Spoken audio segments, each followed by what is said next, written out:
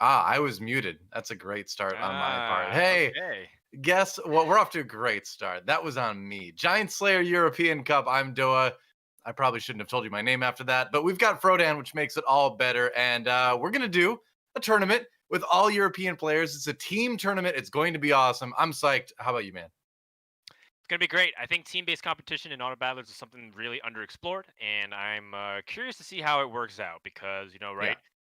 Just a couple of weeks before, I was casting another auto battler for Hearthstone Battlegrounds, and they do primarily team-based competition in their small invitational so far, and it creates a really interesting dynamic. I really want to see more of that because it's a way to introduce more sample sizes in a tournament without increasing just the number of games everyone has to play because Right. everyone's kind of playing on the same team, so you have more inputs to offset that variance. So let's see if they can back it up, or it's going to be a really fun experiment. I see. Yeah, and we need more experimentation in TFT esports right now. It's such a new game, it's such a new esports scene. The more different formats we can try, the more we can learn about what is the best way to do it. So I'm psyched. Let's take a look at our format for this tournament. It's going to be a few weeks of competition. We're going to start out with 8 countries. Of course, there's going to be 4 players per country, and we're going to play 5 games a day. So how it's going to work is we're going to have the same 4 countries today and tomorrow, but today we're going to have 2 players from each of those countries play, and then tomorrow we're going to have two of the other 2 players from those countries play. So over the week, each country will have played 10 total games, and so nationally we'll be able to figure out, who is the best country after that in TFT, Yep. not just objectively. Although you can In draw Europe, conclusions at about that least. too.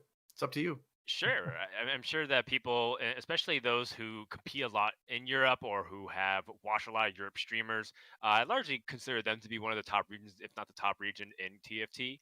But again, we haven't Yeah. had too much global competition. We haven't actually been able to even see many tournaments, period, that include Europe and Americas. And there's also like cross-region ping and whatnot. Right. So, we don't have too much to go off of. But what's interesting will be, who can start putting themselves onto the map, and we do know amongst Europeans in particular, there is that nation or country pride. We Yeah, always for talk sure. about like EU versus NA, but even within EU, they also have their rivalries, similar to how in parts of America, for example, there's like an East Coast versus West Coast rivalry that we always look forward to. Exactly. Well, here's our prize pool. You can see a bit of money on the line, and then here are our nations. So each country has a captain and then 3 other players. And so each day, 2 of those players out of the 4 are chosen to compete in all 5 games. And some pretty notable names as you look across the board here. Names like Unid, Fluffy, Gunmay, Sunny Lou, Dark Hydra. There's a lot of basically all the top players you kind of expect out of the European region, and then a lot of names that I'm excited to kind of get to know better.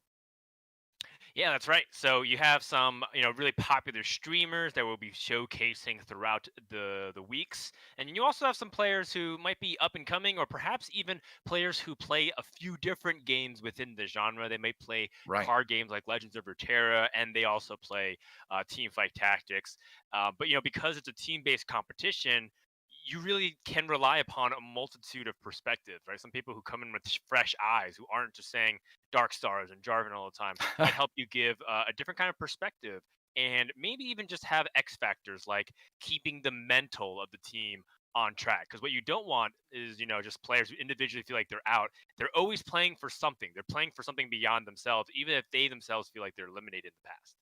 Yeah, exactly. So this week you can see the nations that will be competing are going to be Sweden, Spain, France, and Portugal. And you can see today we're going to see the players on the left. Tomorrow we will see the players on the right.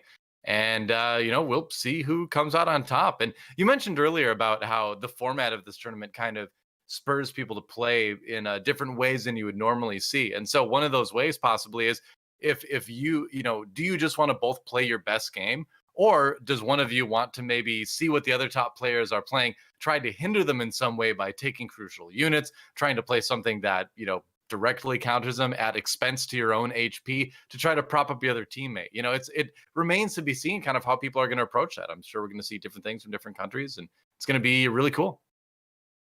Yeah, it's gonna be really cool in particular because now we've had a few days under our belts with the patch. I want to see how teams will divert their strategy. Yeah. Yes, we know Dark Stars is really dominant, and how their decision tree tends to bleed into a lot of other compositions like protectors and sorcerers, and you can even incorporate infiltrators and whatnot. Even But snipers, honestly. how does Yeah. it exactly? How does it spread out when you have teammates, right? Because technically you Mm, don't want to be contesting each other because both of you will be holding hands if you're trying to yeah. go for the exact same things.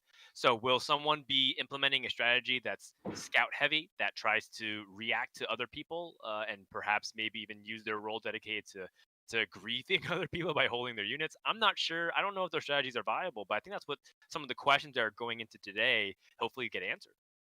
I mean, there has to be some sort of coordination at least in that, like you said, the main thing to avoid is that you're not both playing the same comp. I think if there's one sort of like cardinal sin of team-based TFT play, it's got to be going for the same comp as your teammates. So there's got to be some sort of strategy going into this saying, all right, I'm going to focus on X and Y comp, you're going to focus on like A and B comps, and we'll sort of see from there. Obviously, when like the items drop and when you get those first champion hits, like you might have to tell your teammate, hey, I got this. I really think I should go for it.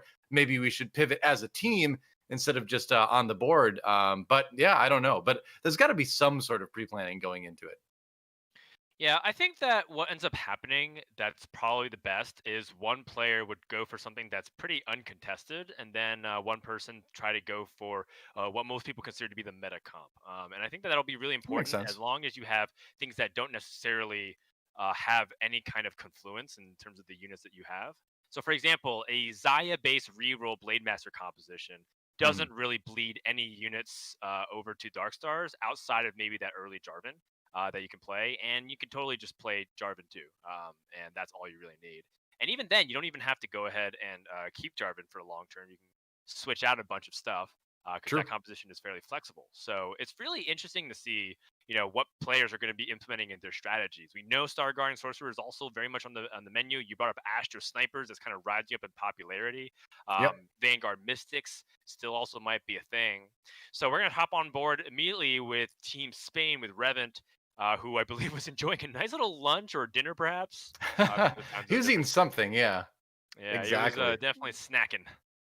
Exactly. Which it's good. It's good to get your energy up before the tournament. You want to be able to have like all that fuel for your brain. I don't know what he was eating, but I would assume it's something healthy. It looked kind of like a salad, I guess. So that's healthy-ish, right? But Yeah. it is a galactic armory, which seems like every tournament match I cast lately starts with the galactic armory game. I don't know why that is, but it's going to be Ionic Spark and Zeke's for the items. That's kind of interesting. Yeah, Ionic Spark is just becoming really important as an item early game, largely because it helps you snowball early game leads. But if everybody has an Ionic Spark, I do wonder what that means in terms of the power level. Will it end up neutralizing everybody, or does that make you not want to even have a lot of champions in the very beginning that cast often because they Yeah, take too much damage from the zap? it's a good point. Also, does it just simply make magic damage really, really strong too? You kind of wonder. But I'm curious. I mean, it's just such a good all around item too that like if everybody has it, I think like you said, the champions that cast a lot are probably going to be the most vulnerable. But in general, now does this, in your opinion, raise the stock of Mystic or lower it? Um, it kind of depends. I think what it does is have a domino effect. By everyone having Ionic Spark, people are more incentivized to itemize for sorcerers because your casts are much more powerful with lowered magic resistance on the other side. And then Right. because people play sorcerers, people will start heavily putting in mystics for their composition. So it kind of really depends on whether or not people decide to play sorcerers, um, and which I imagine they will. And then you'll see the mystics react to that. So the short answer is yes, but the longer form answer is because of that chain effect. Interesting. Well, a couple Jarvins already, and it just seems like kind of everybody's going to be buying Jarvins right now. I was watching a Grand Vice play a little bit earlier today, and he was going through the lobbies at the end of each game and seeing how like there were 4 to 6 teams every single time running Jarvin, sometimes more than that. So Jarvin has just sort of become this like mobile Zeke's almost, where he's just there powering up basically any team comp. And he, like you said, there's a lot of overlap right now in terms of the top comps as well, so that contributes to it. But it's also the fact that this guy is just a great unit right now. Right. Jarvan kind of does a little bit of everything. He's obviously like very good utility champion because he gives you a bunch of attack speed, and attack speed, for people who even played the very beginning of TFT, very widely understand that attack speed is one of the most crucial stats in the game because it gives you damage and the ability to get mana, which helps you cast your abilities quicker. Yeah. Selling a Jarvan, that is such a bold call. Of course, part of the reason why is because he had Well, the last Whisper Jam and he has Cybernetics, but he finds 3 more Ziggs, which is also very interesting. there's never a world where you go Ziggs 3 these days. It seems like that's like there was a period of time where Ziggs 3 was like it, man. Like the Rebel Ziggs carry was big for like a week. And having two Ziggs too early, I think is definitely strong. I wonder if, maybe you could go for some sort of a Jinx build out of this possibly if you wanted to sort of stay on that Rebel trajectory now. That's a possibility. Oh, he sold the other Jarvan. I love it. Oh my gosh, unusual composition to say the least. And I think Zig's early game is a really underappreciated unit for what he brings to the Oh, table. I know players like Fluffy and Soju really love early game Ziggs, slamming like any kind of Syndra or Teemo based items, like any kind of caster items. Ziggs can hold it very well. yeah. As well as if you end up just committing to Rebels for a while, you can just put Luden's Echo onto Ziggs and then just transfer that eventually to Aurelion Soul. True. Rebels, of course, has kind of fallen off pretty significantly, not even really making it to many meta radars. But these are just like options for Ziggs as an early game unit, which often is like the difference maker between a lot of these players. Almost every player represented today are fantastic in their own right, and know how to do stuff in the late game. What might separate them is how they approach the early game. Yeah, for sure. So in your opinion, Rebels is just done. Would you agree or I don't know if disagree? they're done because like even in the tournament that we cast Dota, once in a while see Rebels like win the lobby straight up. I So I think they're think this still is more okay. of it's more of a situational call. Sometimes you just get that like really fast 2 jinxes and you're like, okay, I guess I'm gonna get jinx 2, and then the next shot immediately you get the third jinx. Sometimes Yeah. that happens, and you Oh, really have to just keep your options I would open. consider Rebels like that was pretty close, but I would consider Rebels maybe like a B tier comp right now, where it's like, in my opinion, B tier comps are the comps where like if you like really get everything you need to the optimal degree, you can win a lobby. Otherwise, they're just like solid like third through sixth place comps in most games. Not a bad option, but not something you're really expecting to have spectacular results with unless you really, really get everything you want. Yeah, pretty interesting bold call to level up for Reven because Yeah. usually you go for the aggressive pre-level before 2-5 because you're win streaking and you want to make up that difference of gold that you don't get from the interest by having additional win streaking. But now that he's getting stronger, but he's still kind of incentivized to keep losing because he lost the first 3 rounds. I wonder how that's going to work out, or perhaps he's just playing a more aggressive style that is similar more to what we see in Korea, for example. Yeah. We'll have to find out. We're jumping over now to Sunny Lu to see is what he's up to. Also has the Jarvan 2 with the Ionic Spark because why not? Get a little bit of a Celestial Protector action going early. So we'll see where that leads him. Probably one of the stronger meta comps is to just have Protectors, Celestials. It's similar in a way to the old Protector comp that was popular maybe like what 2 months ago now or so, 3 months ago, Yeah. something like that. Protectors have kind of woven in and out of the meta. It first started off with just being oppressively good if you can get a protector chest on champions like Kaisa and then transition it to Aurelion Soul. Right. And then kind of saw fringe play back when you can get like Shinzao and Rakan to 3-star unit during the reroll meta. Yeah. And then basically started falling off repeatedly until basically this patch where anchored by Jarvan, protectors are a very big flex composition. They remind me similar to what Vanguards are. Vanguards aren't really necessarily just a composition itself. They're like the half of it. They have your front Mm. line secured. Now they have protectors. What else do you want to do besides that? And a really common thing is sorcerers because Syndra is bonkers, and you can Yep. give her even the protector chest. But I am curious to see if there's any other variations of protectors that I haven't really seen. I've really honestly seen like protectors run with almost everything these days in some of my lobbies. Like and we're not talking challenger lobbies, we're talking like diamond lobbies, but like even watching some of the pro streams too, it seems like people go protector snipers, they go protector with the Syndra, like the VIP comp, like Ooh. you're talking about, just protector celestial to be tanky. A win there for Sunny Lu. Yeah, so interestingly enough, Sunny and Gouda both were the only undefeated players, and then Sunny was DMing him saying, "Uh-oh, one of our streaks are gonna get snapped." Yep. So that's the kind of stuff that you're gonna be seeing a lot more happening, in this game where people try to communicate with each other and see how that dynamic plays out in a team game like TFT. I mean, it's a good start for their nation, at least for Sweden to be the top four people in the lobby. But yeah, I mean, at some point you're going to need to play each other, right? So if you're going to play each other, I suppose the best case scenario is when you're both at 100 HP.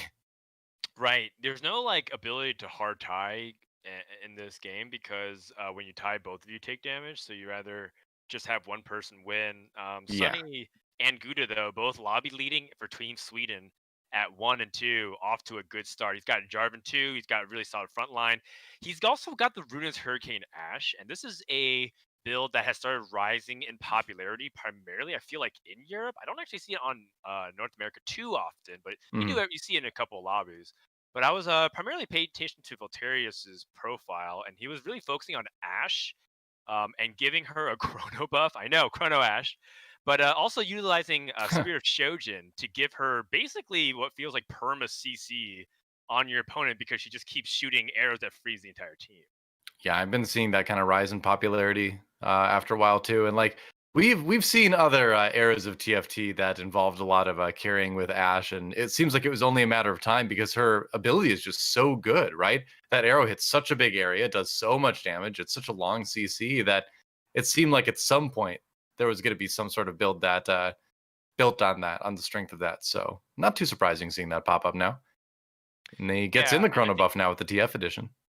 it just like gives it what makes it so scary in my opinion isn't necessarily the fact that Ash has just like a powerful effect. We know Spirit of Shojin on certain champions can make it feel like perma CC, right? Lulu is really good, for example. You put Yeah, Shojin on Echo, it feels like he's just ulting every 2 seconds and stunning Ezreal everything just he had moves. that permanent EMP.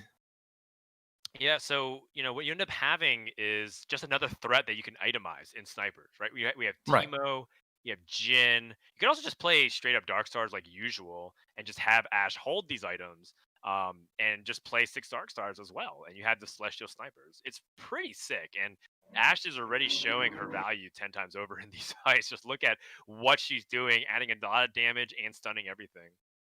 Yep, exactly.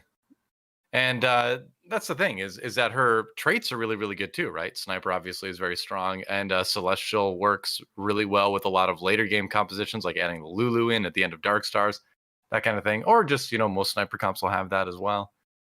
Let's see. He's got that Poppy too, and it feels a little bit rough to sell a Poppy too like that, because it is a stronger early tanking unit. But I think at this point you can make room maybe for something a little bit stronger. You can see her adding in, see him adding in the Zoe for the sorcerer buff, and then just kind of putting that Zeke's in the back so it can buff the Ash a little bit more smoothly that way. I That's like right. it. Attack speed Ash. Yeah, And why not, man? it's a variant that we've seen in every single set so far. Set 1 and set 2. Just give True. Ash attack speed. That's always been the most important thing. But hey, that Fizz and that Shaco combination crushing that back line. And Sunny Lu's win streak finally comes to an end. But it's important that he already got that win streak to this point because he's already reached 50 gold very comfortably. And eventually he's going to lose as he starts to transition and greed. So we'll see how he chooses to approach the carousel here because he would love a tier, but I'm pretty sure he's not going to get one. Well, you're kind of last pick at this point. Oh, and there's a spatula on the carousel too. All right, interesting. Spatula, with Dark Stars rising in strength so much, Dark Star Spatula has suddenly become a much more valued item than in the past. Although the drawback is that you don't find a lot of times where you want to use gloves towards something like that. But it's an option to consider now anyway. We'll see what he has Yeah, available though. I totally find. I agree. I think that the power spatula has jumped significantly in the recent patch, largely because getting an extra unit of any kind of a synergy you're trying to complete is a big deal. Like, Force of Nature, of course, is very good. So if you get the extra unit, that means you get to play the 6 Dark Star a little quicker, or the 6 Star Guardian, or 6 Sorcerer, etc. Or maybe you go in 6/6. It helps you just complete those vertical synergies very quickly, or even just cheat it by, for example, like you mentioned, converting somebody into a Star Guardian, and then that you can navigate it through that way. So Yeah, yeah, it does feel like that might be an impactful thing. However, it doesn't feel as dramatic as it used to be because it doesn't seem like there's a carry that wants a special item to really make them pop off to the way true. that Demolitionist was to Kaisa or Blade Master was to Nocturne. Yep. Definitely a far cry from the Blender days of old. Sunny Lou looking like he's still going to keep crushing this lobby unless that TF can make a bit of a difference. That Jarvan is not going down fast, though. Never Yeah. mind. Crushing is not happening here in this Oof. particular round. But that I said, and that's actually going to knock Sweden from the top two spots for the first time yet. Good is still on top, but they don't occupy 1 and 2 anymore. AKAWonder from Spain up in number 2 now. Yep. So we're gonna head up on over to Kuzma, see how Kuzma is doing. Yep. Looks like got a Vanguard Mystic board set up. Right now, not a lot of Vanguards, not a lot of Mystics, but the most important thing is that Snake at 2 Yep. stars with blue buff and Morello, and the GA Ionic Spark and Locket on Jarvan. Are you kidding me? These are some of the best items that you can stack. I Yeah. guess the only thing And better would be a Warmogs onto Jarvan instead of the Locket. well, this is kind of the funny thing is that like the 4 Vanguards are strong, but there's so much stuff that just tears through armor in terms of the Last Whisper right now that yeah, if you've got an alternative tanky front line, why not go for it right now?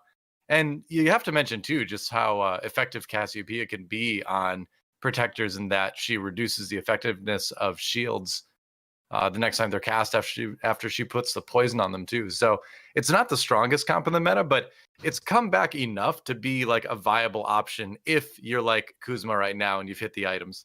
Yeah. What is this resolution we're watching, by the way, where the health bars are the biggest thing on the screen?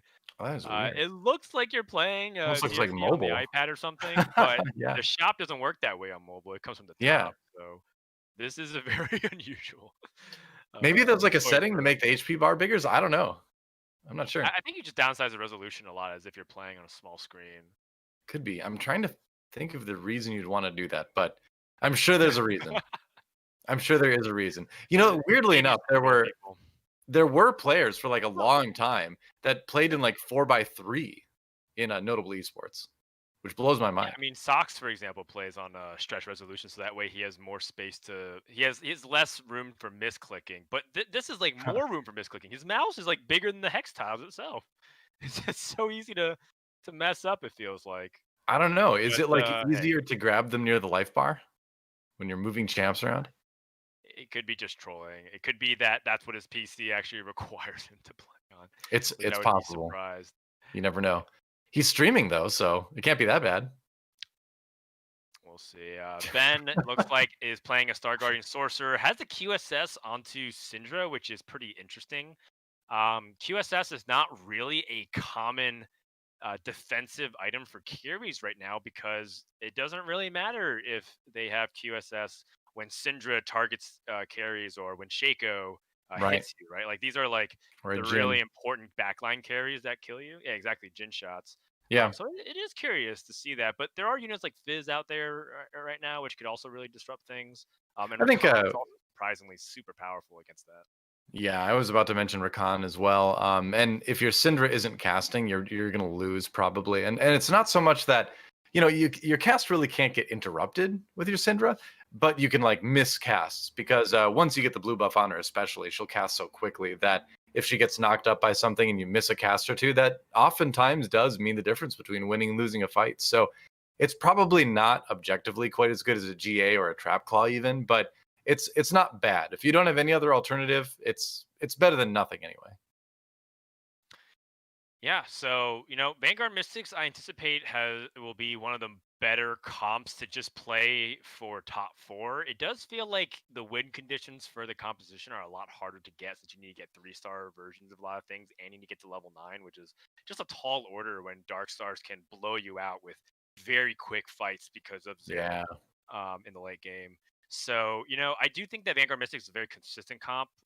Personally, I think like if you would climb, I would actually advise like Vanguard Mystics to be one of the comps you should look for the most since they're Oh, way totally. less consistent than Dark Stars. And their power level is very evenly distributed throughout the game.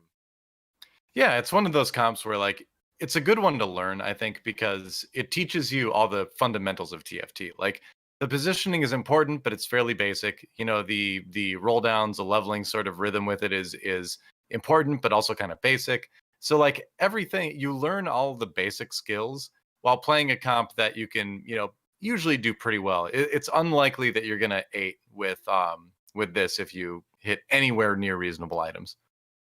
So I think Yeah. it's a good comp to start off, and it's a comp I play all the time too, just because it is solid. It's consistent. Very, very solid indeed. Kuzma does have a bow on Cassiopeia. A really common thing to do is go for rapid fire cannon. He gets to get it on a gangplank if he wants it. Rapid fire cannon with 2 bows also makes Cassiopeia not miss, True. and also increases her range. Her range is one of the weakest points of her as a champion, quite possibly the only weakness she has as a champion. So you by doubling that. The only thing that I'm worried about is that you would think 4 Mystics is enough sometimes to handle Syndra Burst, but it really isn't a lot of times. No. So that's why, like, I personally like putting Guardian Angel on Cassiopeia and just positioning her a little bit cleaner every single fight to make sure to optimize for that. I think Rapid the Fire thing to Cannon gives okay. you like funnier options to do, or sorry, easier options to do on the backline. But funny enough, sometimes that ends up sabotaging her because of infiltrators. Yeah, I think one of the things to think about too is that, like we saw earlier, this is a Galactic Armory lobby where everybody has an Ionic Spark. So, that magic resistance is going to be getting cut anyway. So the 4 Mystics, I would say, definitely less effective than normal. Hmm. Yeah, not that you don't get one shot by Cinder anyway, but Yeah. other stuff, other damage might matter. Ooh, that's a nasty CC on Cassiopeia. That costs a lot of time, but one of the nice things with this comp is that your front line is just so tanky that it can just kind of sit there Oof. and take the damage and grind through the opponent. You can see Sunny Lu take another shot because of that. Yeah, I gotta Not say bad. that I've been pretty surprised, pleasantly surprised to see Urgot 1 do work here. He's not by any means like the defining unit of this composition.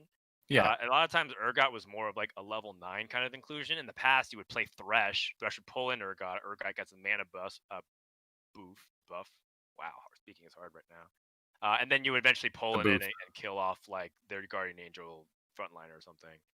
But because Vanguard Mystic is rather tanky in the early game, and people are still kind of like trying to piece together Last Whisper, trying to wait for the final drops, Vanguard does buy you enough time for Urgot to maybe kill 1 unit. And in that case, it killed the Jarvan with the Bramble Vest. So sometimes this Urgot still ends up doing a lot. Oh, totally. And I think he's especially good in a composition like this. And oftentimes, like I'll do what Kuzma's doing, and I'll put him in something else in instead of that third and fourth Mystic for like the mid game. Because if you put him behind your tank line, it's pretty likely, honestly, that he's gonna get at least one or two What? successful casts off. Wow, what that was a crit. What? All right. Team? Wait, what? What just Oh my. happened? Damage happened. What? Did Vayne like tumble and the animation just didn't show or something? Or did Kuzma lag? I I think it really was need one to of those know what happened situations that battle. It was to 3 on me. 1. Everyone was full life. I don't know. Something To was me, it up with just looked that. I like just some need to see crits. that again. There was a death blade. There was an infinity edge. It's a lot of damage, but that was not a fight I was expecting Vayne to win. Yeah. Huh. Snipers are still very solid, but it does Yeah. require you to get a Vayne 2 with good items. It just feels like she is very item hungry right now, and if you do get her those items, Cybernetics still seems like a very reasonable composition. But just the conditions seem to be so much more heavy than they used to be, because in the past you used to be able to play 6 Cybernetics with a bunch of them at 1 star. Now it feels like you really can't get away with that anymore. Yeah. All right. We're going to swap our view over to GuttaManero and see how he is doing right now.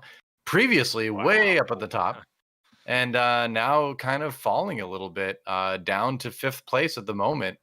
So Sweden, between Sunny and Gutta, need to pick it up a little bit if they want to regain those top spots. Yeah, it does probably want to, find a couple of more units to 2 star. Like that Jarvan being at 1 star is annoying, but still Jarvan with 2 Warmogs, and he might even outlive everybody else in this battle, ironically enough. Oh my gosh, he is. He's gonna outlive almost everybody. Uh, Yeah, he, but he does that. the most important thing is that it seems like he's finally online. GuttaManero has 2-star Jin, which I think is fairly tricky sometimes, but he didn't even itemize him per se because he prioritized Shaco. If he can get Fizz too, and he can eventually get you know the front liner that he really needs, and maybe even just get Rakan instead of Shin Zhao, I think he'll be really, really good because then he's just in the Xerath waiting room. He does Right. look around and see 1 or 2 Xeraths taken out of the pool, but that's still an encouraging sign because that means that there's still a handful of Xeraths, 8 Xeraths or so that he can pick up and get that big power spike. Yeah, he's got that 6% chance, a little bit higher, but still might take a while. Going up against Kuzma now, the player we were just watching for quite a while. That Shaco drawing ever closer to the Caspia. Oh, he walks away. Oh no, that Shaco, all he had to do was just like turn and walk over. It might still be okay anyway. But I get nervous when my Shaco is right next to their carry and then just walks the opposite direction. Worked out in the end though. Yeah, kind of amazing that Shaco just ignored the Cassiopeia, but it looks like GuttaManero is pretty much cruising through these fights. Can just kind of justify waiting to go to 9 at this point because if he wins his next battle, he definitely can justify going to 9 because he won't get eliminated by the time he gets to the cane at the end of the round. Right. And going to 9 gives him an opportunity to find Xerath much cleaner, while also just improving the chances that you 2-star things like Fizz. So we'll see how he ends up going. This battle is going to be really important for how that determines the course of the game here for Gutta. Yep. That's right. So right now it is still Spain's AKAWonder on top of the lobby at the moment. We'll see if Gutta can still keep climbing. Sunny Lou back in second as well. So Sweden inching back towards those Mm, top spots. And that was a pretty easy win in that particular round. right. Shinopavels from France on the verge of being eliminated. But, oh, it's going to be, I believe that's actually Revenant getting eliminated there. It's Zulex and Economista. Yeah, that's right. So that's Ginger is Zulex and Revenant is Economista. That's right. I double So checked to make sure. bottom two right now have been decided. Gutta, does he want here? Yep. Oh, he ends up So picking the Frozen Heart. one from Spain, one from Portugal eliminated so far, so that's definitely going to hurt them in the point standings. But it's only the first game, and we do play 5 games a day, so there's a lot of chances to catch up. Totally, totally. So, Frozen Heart is totally reasonable to place on Fizz. What oh what's yeah, up happening with Fizz nowadays is that he's kind of like a secret carry, like a secondary carry that a lot of people aren't considering a lot. When I see people playing the composition, they focus on Jin, they focus on Shaco, they focus on Xerath, but Fizz basically feels to me like a infiltrator gangplank right now. oh Where yeah, like if he totally. casts early in the fight and you're able to get him to splash the back line, it almost just means that the rest of your units just can do whatever they want and you'll win the battle because of the stun and that damage and that AOE. Yeah, he's like infiltrator Nico. He gets back there and just blows everybody up. Sometimes he gets blown up though. Didn't get to ult that particular fight. Shano Pavels doing pretty well here, and yeah, those snipers are just a little bit too strong. It seems like so on the verge of elimination, but looks like Pavels is still in it for now. There's a Fizz too. That's definitely going to help a little bit. All right, gets a Soraka for the Mystic as well. And so I suppose we should mention as far as Darkstar builds goes, if you haven't watched TFT for a while and you talk about Darkstar, you might be thinking of the old 6 Darkstar build, which was very popular a couple months ago, but before the 3.5 patch. This one generally just only goes up to 4 Darkstars and then splashes in a lot of other strong synergies like Sniper, Infiltrator, Mystic, Protector, that kind of thing. Celestial. Yeah, it's interesting because I personally believe that 6 Darkstar builds for a long time have been like too greedy, but they still are the best version of the compositions. That they're not really reliable because Xerath isn't reliable. So when Yeah, you're playing exactly. Darkstar, you always have to consider your backup plan of what happens if you play 4 Darkstars instead. Oh my gosh, it's Oh, that's actually a lot of damage. crazy amounts of damage. So I was talking about how Gutsa was thinking about going to 9, ends up saying like, you can't die by losing 2 battles there, but he lost really badly. It went from 40 to 7 in just Yeah. 2 rounds. So maybe I take back what I said. You can't take that much damage. That's crazy. Whew. Yeah, that's one of the things about the late game right now is that I feel like a lot of the builds produce really, really one-sided rounds towards the late game, and maybe you can tell me about your own experiences with this, but I feel like the chunks of damage coming in late are so much bigger now because if the burst kills the right person on the other side, then their comp just falls apart and you're going to dominate them, right? Whereas before you saw a lot of very close rounds towards the end. What do you think? Have you been kind of noticing that too? Yeah, I can see what you're talking about. It kind of feels similar to what Jinx was like, because part of the issue with Jinx that if she didn't get a reset, you lost by a lot, and if you got the reset, a lot of times you would win very convincingly as well. So it was like Fair. a take big damage, deal big damage type of composition. But with Dark Stars, it feels similar because of Xerath and how he chooses to burst stuff. It does feel like a lot of times Dark Star does end up winning a lot by Shaco just being unkillable with 1 or 2 units behind him. Right. So I don't feel like Dark Stars necessarily deals the crazy amount of damage, but it totally can, as you saw what happened with Gutta just a couple rounds ago. BenVK from France trying to eliminate his Swedish opponent here with that Uh-oh. Syndra build, but that's a big chunk of damage taken from the Fizz, and it just doesn't look like there's enough orbs out to possibly carry this. Although that Nar's staying alive for a long time, and that almost was enough, but Guda's going to be able to win the round. Yeah, that's what we're talking about too. Had he been able to win by a pretty significant margin, 2 or 3 more units, probably would have killed Ben. But Yeah. a lot of times for the Dark Star battles, it does come down to like that Shaco, like with a few units supporting him, and you just can't answer it enough because he heals too much. You just give him Celestial and a single Bloodthirster, and you just he's unkillable. Throwing in the Janna. All right. So switching up the damage type, and again in a Galactic Armory game where everybody's got an Ionic Spark, including him. Maybe that's a good idea. Such a tight lobby though between second and sixth place right now. Only about 9 points of damage between those spots. Mm, Every one is a yep. must win. He's going up against AKAWonder. Yeah, honestly, AKAWonder doesn't look super strong. He does have that Ash with the Ruined Hurricane, but his Jin's not even itemized for it. What's kind That of said, I'm though, kind of actually surprised that he's able to do this well. Is it just because he has Jarvan with all these yep. items? Guta bites the dust, but looks like in fifth place. I think you figured it out, I'm Detective so Frodan. surprised. The culprit is Jarvan. Yep. It's actually kind of amazing to see him do that well. Because Shaker doesn't have anything besides a Guardian Angel. Oh, it's the Fizz with the Death Cap and the Chalice. That's sick. If Fizz gets to cast, it's so powerful. So we are down to just 3 remaining now, AKAWonder, Sunny Lu, and BenVK. So we've got AKAWonder from Spain, Sunny Lu from Sweden, and then Ben from France in our top 3 Okay. so far. Yep. AKAWonder, a pretty decorated strategy game player in a lot of tournaments. Not surprised to see him at least come out the gate. Even if TFT isn't his sole focus compared to some of the other streamers out there, he's always a threat in any tournament that he plays in. And I always kind of valued his spontaneous thinking because that's always what he demonstrated in Hearthstone, Mhm. more so than his preparation. But looks like he does end up taking the bite, or yeah, it looks like he's gonna lose here, but he's guaranteed top two. Yeah, not bad.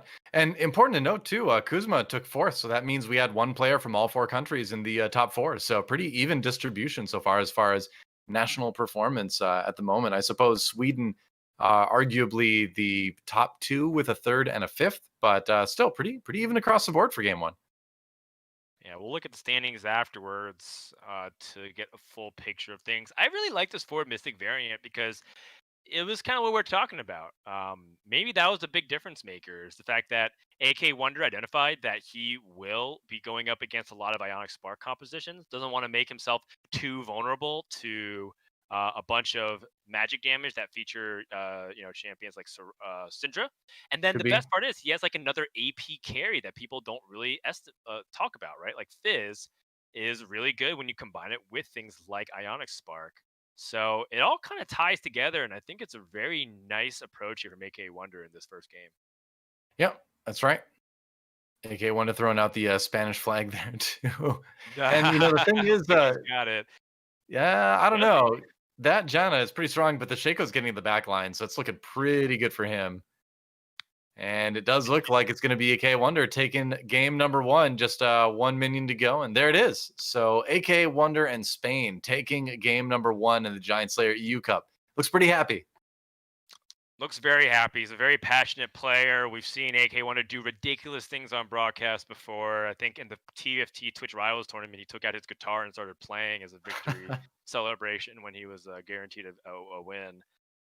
Very fun guy to watch stream. I like him a lot.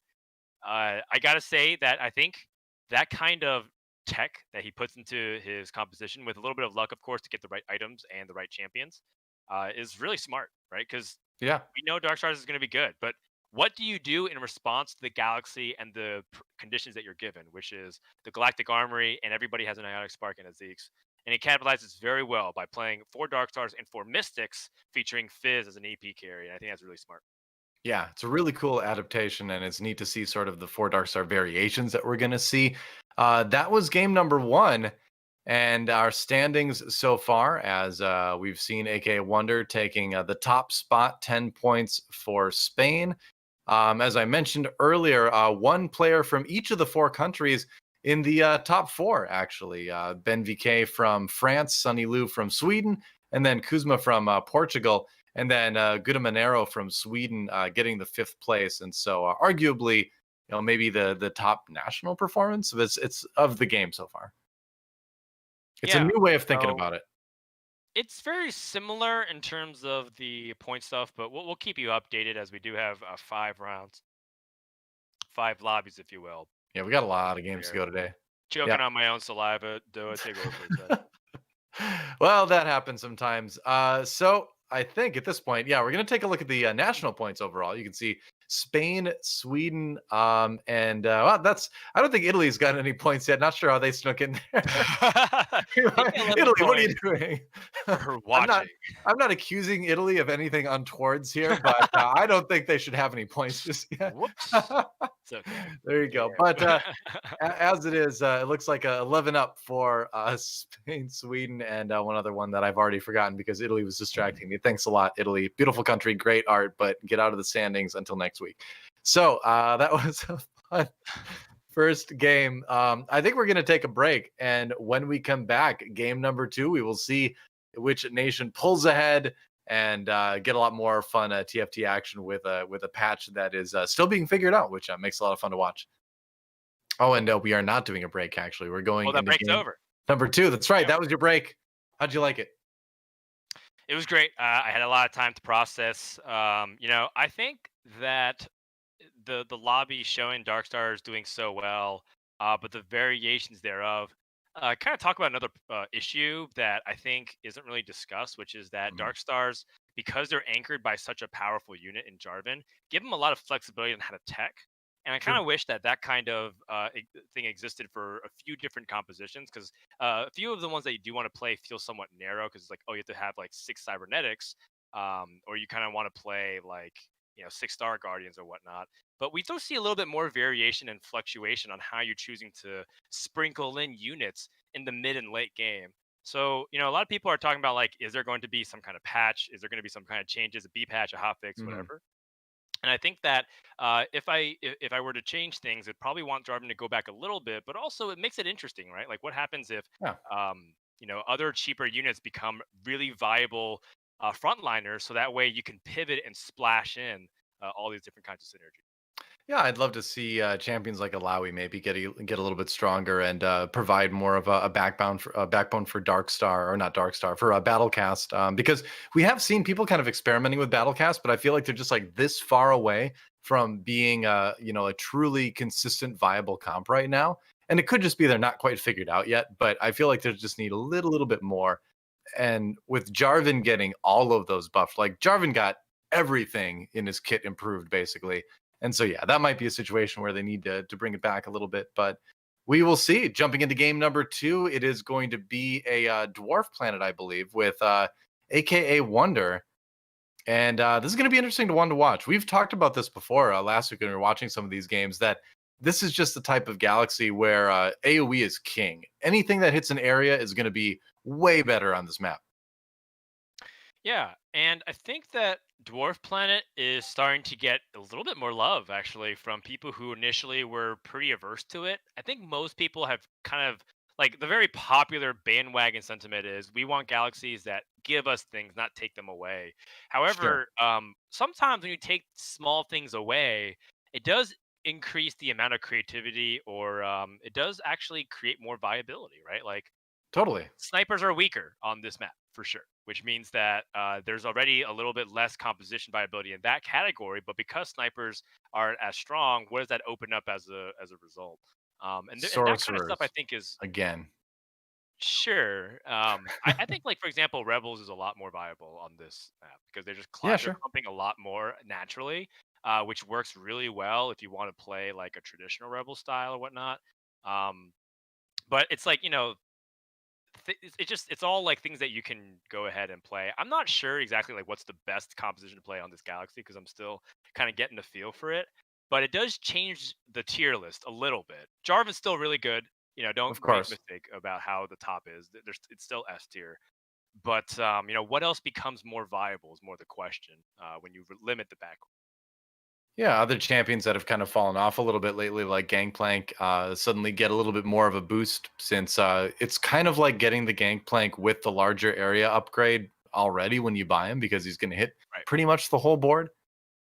But it is interesting because you think about something like infiltrators, right? We see AKAWonder has a Nocturne 2 built up, and infiltrators may be a little bit riskier to run on a map like this Right. because there's a much greater chance that when they jump to the back line, they're going to have a lot more threat pulled onto them than they would normally. So I would imagine he's going Right. to swap away from this eventually. I don't think it's going to be a permanent Bramble Vest on Nocturne, but that's also something to kind of consider because infiltrators are very strong right now, but probably not as dominant on this map in particular. Yeah, it's interesting because the trait you're absolutely correct about the trait, but yet the individual attributes of those champions does end up lining up well, right? So like Fizz, for example, even though he's an Yeah, infiltrator, it's a good is point. insane on this galaxy. Because of the condensed amount of space that you have, we said snipers are weaker because they don't have as much space between them and the enemy. But at the same time, Ash is also like crazy strong on Dwarf Planet. So True. it is all about like how you evaluate things in a new lens, which is something that I appreciate specifically about Dwarf. Yeah, there's still a lot of areas that need to be explored yet. AK Wonder finds a Fizz 2, which is just going to be a strong unit early on, throws a Jarvan in there because why not? And he's at 10 gold pretty comfortably, and it doesn't look, let's see, it doesn't look like he can, I guess he could hit 20 if he sold everything and won the next round, if I did my math right. But Uh, either way, he's doing okay. Getting 10 this early. Yeah, the Nocturne Bramblevest is fairly clever because he does jump quicker, and people tend to backline a lot in the beginning stages. So you would theoretically have him be your frontline tank. It does end up working against this opponent, but his opponent all has 1 stars, and he has a bunch of 2 stars. So I don't think he's sweating it, even though he has 2 1-star Jarvans. Yeah. I mean, Nocturne is just a Nocturne 2 is just always going to be really strong early because of the combination of damage and suppression that he does. All right, there's a Jarvan. He finds the Jarvan. All right. So he's got the protector buff going now too at level 4, which is pretty strong. Could even go up to 5 Nocturnes if he wants to, but I don't think there's much of a reason for that. Or, all right. Oh, yeah, yeah. Okay, so he could make, I forgot, he could just make a second Nocturne 2 and then move the Bramble Vest over to Jarvan. That makes a lot of sense. Yeah, I played some Battlecast yesterday. I top forward a couple times. It was okay. Part of it was that like the game was. I think I had 8 Nocturnes by 2-2. It was a Wow. real galaxy, so it was like Oh, it's not okay. super surprising. But at the Yeah. same time, it was like okay, I had a triple Nocturne shop. And then like stage 1-4, I had another triple Nocturne shop, and then like I had a double Nocturne shop. It was kind of insane. So I was like, "All right, I'm just gonna play Battlecast and try to like hyper roll this. And it's okay, but at the same time, it's exactly what I expected. I did very well early game, kind of fell off, somewhat stabilized late game, and just bled out HP and finished like top 3 times. Yeah, that happens. I feel like that's where Battlecast is at right now, where they can have a very strong early and mid game, but then just can't keep up, when the game goes late. And that kind of makes me think they're very, very close. One small change could push them into the top of the meta. Maybe One not the small tip change, top, buff but 5 out of 6 of them. yeah, exactly. Well, I mean, beyond that, we need more. Not much more, but maybe a little bit more. We'll Yeah, see. I mean, I appreciate what they were trying to do, right? They wanted to make 10.14 like a very game-changing patch. It felt very difficult to understand what the patch was because of so many changes. It reorganized the entire tier list. Like Yeah. some units that you thought were good, reliable early game carries no longer are, and vice versa. But buffing 5 out of 6 Dark Stars and Xerath being already high DPS is pretty nutty. We've also got the huge changes where a lot of the Star Guardian individual champions got some pretty big buffs while the trait got nerfed. So kind of a shift in where the power is in that whole section of the champion pool. And we've seen people kind of trying to figure that out as well.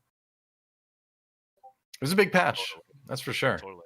Yeah, it's totally a big patch and very much breath of fresh air outside of the Dark Star Jarvan madness. However, Yeah, you do see a little bit of people trying to experiment with different things. Another composition that I think is reasonable, maybe even good on this galaxy, is the Six Blade Master Zaya Shredder composition, because they able to engage much quicker. They yeah, don't have to sure. make up. There's not as much backline distance that they have to close, and also because units like Shen tend to protect them very well. So I've seen the Blade Master do very well on this galaxy in particular, which is pretty interesting. Because it wasn't something that immediately jumped in my head as like a good composition based off of what you see, but it doesn't look But like anyone's going for it. it's a little bit tougher. I feel like you kind of want to find that Blade Master spatula early, and then that's where you start to think, oh, okay, so I can maybe just go for Six Blade Master a little bit easier. But I like what you're saying about the Shen, though. I think that does kind of raise Shen's stock on Dwarf Planet, in that no matter what comp you put him in, he's going to be able to catch more people on your team with that ultimate. So GuttaManero with a little bit of a sorcerer's start here, it looks like. Yeah, Ari is insane on Dwarf Planet because everybody tends to clump, but that Nocturne is so clutch. We Yeah. kind of talked about her early Nocturne can be really powerful. You were mentioning it. You can see how disabling that Ari means that this composition kind of ran out of damage. Yep. Uh, Jarvan actually hung in there for a long time, but he needed some support. And so, you do see Sunny Liu once more on another win streak. Did have to take down his teammate to do it in Sweden, but I mean, Sonny Liu looks like he's going to pick up exactly where he left off, which was at 2-6, beat the other Swedish player, snap his win streak, and complete stage 2 flawless in his victories. It is interesting because it is identical. We've still got the two Swedish players on top. They played each other right before Krugs, and we'll see what happens. It wasn't the strongest finish for them at the end of last game, but still not too bad. It seems like the Swedes have mastered the early game of the first two games. Our massive sample size of two games is any indication. Ooh, Yeah, I think Chrono Brawler, I talked about it a lot in the previous patches when we were casting together. It was like one of my favorite opening synergies for a while. It still seems to be pretty solid, right? The oh, early totally. Chrono and the early Brawler gives you a good balanced amount of stats of offense and defense. And you kind of mix in Battle Cast, which helps sustain a little bit more. And yeah, you have a recipe for success. Yeah. And Alawi did get a lot stronger with the Battlecast champion buffs. I think she just got some stat bumps, and then she also absorbs more defensive stats with her ultimate. And that was the exciting thing with Alawi when I first saw the champion. I was like, oh, that's cool. It's a champion that gets tankier as the fight goes on. And you didn't really feel that when you used her early on in set 3.5. But now I feel like with the recent buffs, you can start to feel it where she does seem to like feel like she's getting tankier, which is cool. Oh, nice grab on that Jarvan, or a Jace rather. That's going to slow things down a little bit. Always nice to Yeah. delay that ultimate when you can. It actually entirely depends a lot of times on how Jace chooses to turn around. Jace is one of those scary pulls whenever someone has a Blitzcrank, because if you choose to just turn and face your backline and smash your AoE backline, you're like, oh, I regret everything. But if he turns around and hits your front line from in an inefficient way like you did, then you're happy again. So I trust my I'm not Blitzcrank, sure. Oh wait, does he lose my anyways? He Jace. does. He That's did, so yeah, fucking yeah. nutty. Yep, he lost that Shaco. Wow. Was a little bit too strong. He's top, not cool, destroying the streak. You hate to see it. Yeah, Seems like a Shaco strong board overall, so though. nutty. Yeah. So, looking at the directions you can kind of go out of this, you can see him picking up a couple snipers in the Caitlyn. I wonder if you could go for, what we were looking at earlier, that Ash build, that Chrono Ash build. You could do out of something like this. So we'll see. Yeah, for Sunny, he has the Warmogs, which means that it goes on J4. He has the Guardian Angel, which tends to go on Shaco and sometimes Jin. And he's got like a rod and glove. It looks very much like a Dark Stars force here from Sunny Liu, and rightfully so. I think that's Personally, everybody's I first believe choice right now.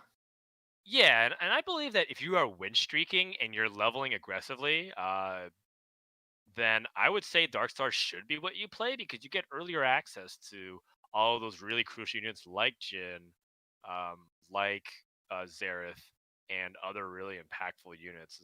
So I think it's a good call. He does end up buying the other things and holding them. He was holding sorcerers for a little bit just in case because he's still told he could pick up another tier and then just play Death Cap, Guardian Angel, Bleed Buff, Syndra with protectors.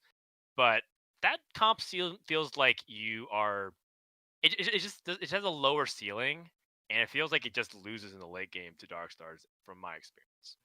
I'm starting to agree with you. I'm the biggest like Syndra fan in TFT, I think, but like it's definitely a comp that that falls off now just because you have Jin basically like one-shotting everybody. So if you don't kill Jin or Xerath early, then that Syndra comp does kind of fall off, does kind of just get beat. Speaking of getting Yeah, beat, this Caitlyn, scary enough with the Karma Shield that he might be able to pull this off actually. Oh wow. yeah, it's Caitlyn with a Dark Star buff, Yeah. and Karma Shield is pretty nutty. Karma already was like a really bonkers unit, and her getting buffs recently is pretty insane with the Death Cap. Nice. Nice little tech there. Sunny also went from winning perfectly to losing perfectly, and I wonder if he's going to commit to losing the rest of stage 3, which I think is also a completely viable way to play. Because stage 3, you still take pretty minimal amounts of damage as long as you don't lose by like 6 to 7 units every single time. But You yeah, can really pile on a ton of gold during this, especially if you stacked up that health lead early. I totally agree, and that would be kind of the sort of opposite trajectory that we saw him take last game, where he did play very strong through the early and mid game, and then kind of fell off. So if you're gonna take a time to put together a loss streak, this is definitely the time to do it. And then ideally, you're gonna have to come back with a massive economy, and we'll see what you can do. Yeah. So you can see The some banter, collaboration between teammates, right? This is what you want to see in a yeah. team-based competition.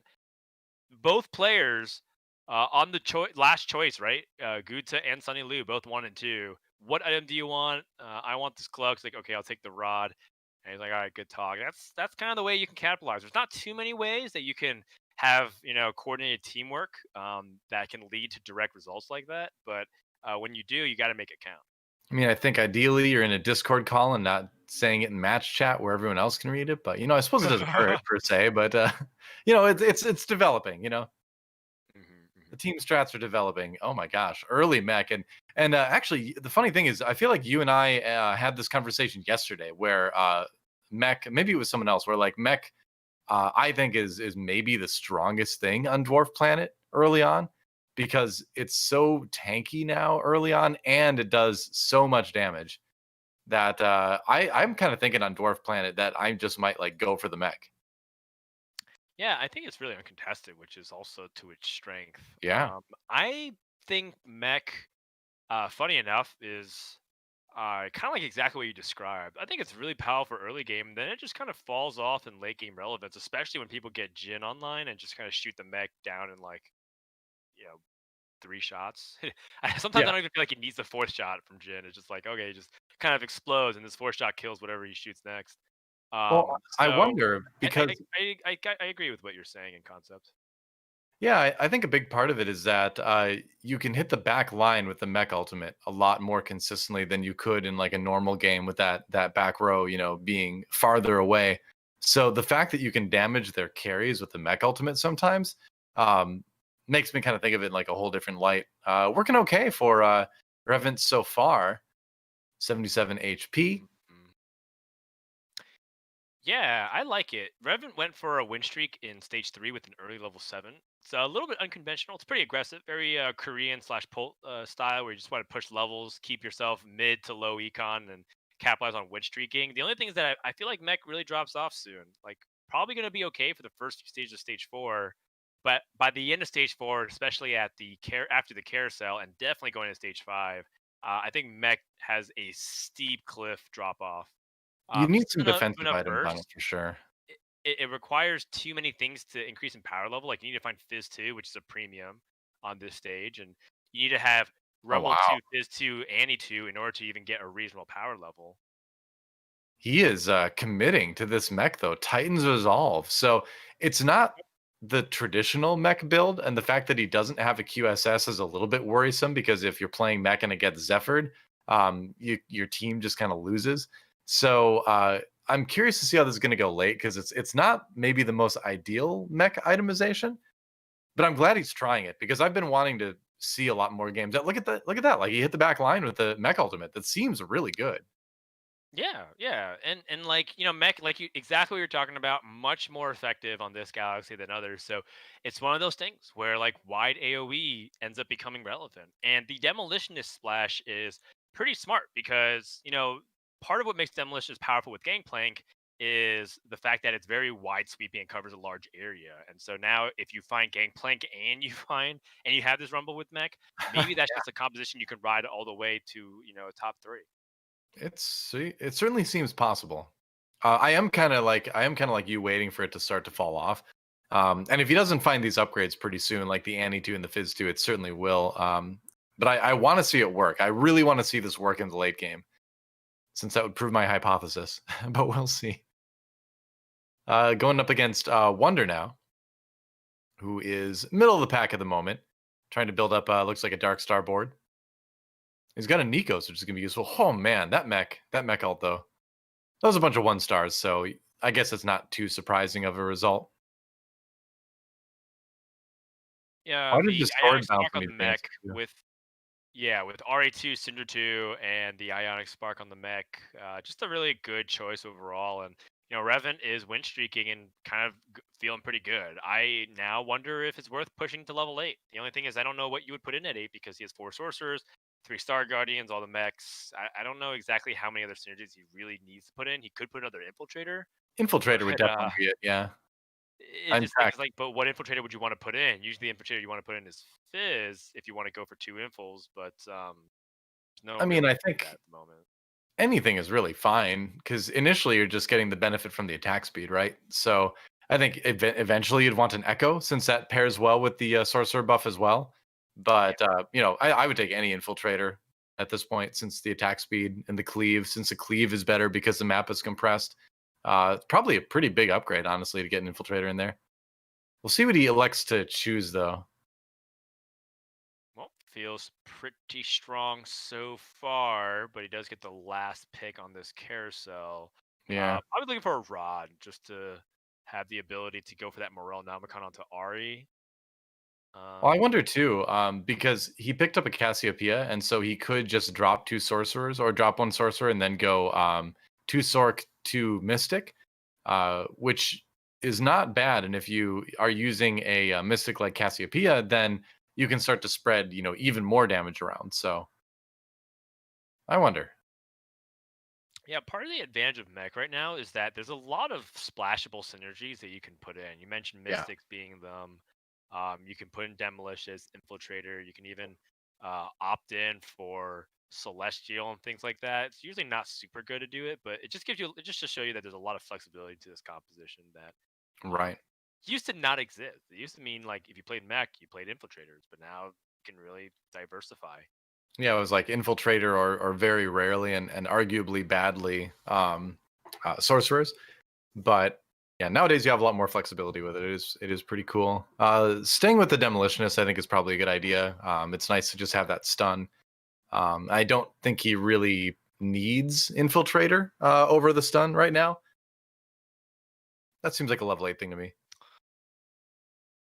Well, pretty interesting that Kuzma is going for cybernetics. I feel like on this stage in particular, cybernetics is less good because they do tend to, like for example, Vayne gets hit by backline AOE very often.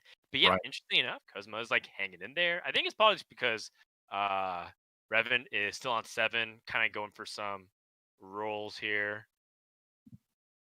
Yeah, I mean, because if you look, he got that one alt right before the GA popped, and so then he got it right after the GA popped, and then immediately lost the mech. If he'd had the attack speed boost from 2 infiltrators, he might have gotten that ult a little bit earlier, and might have been able to at least lose the fight with a little bit less HP loss.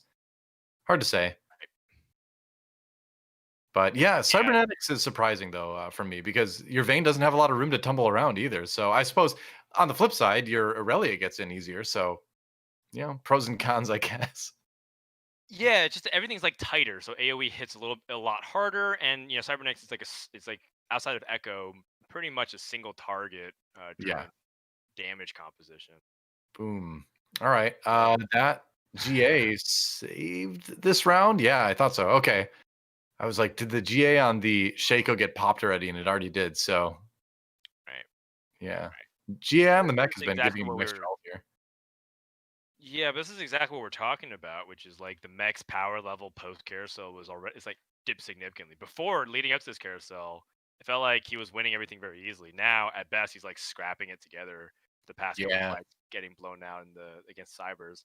So has to figure out, and it seemed like he was pushing levels here, but win streaking aggressively and then staying at level 7 and then losing your win streak and then pushing levels afterwards feels a little bit like he chose the wrong end of both choices there, and like kind of has gotten into an awkward situation here because now he's going to be behind, doesn't get the free roll going into 5-1, and doesn't even have a guarantee of a significant power spike, although that Shaco does help.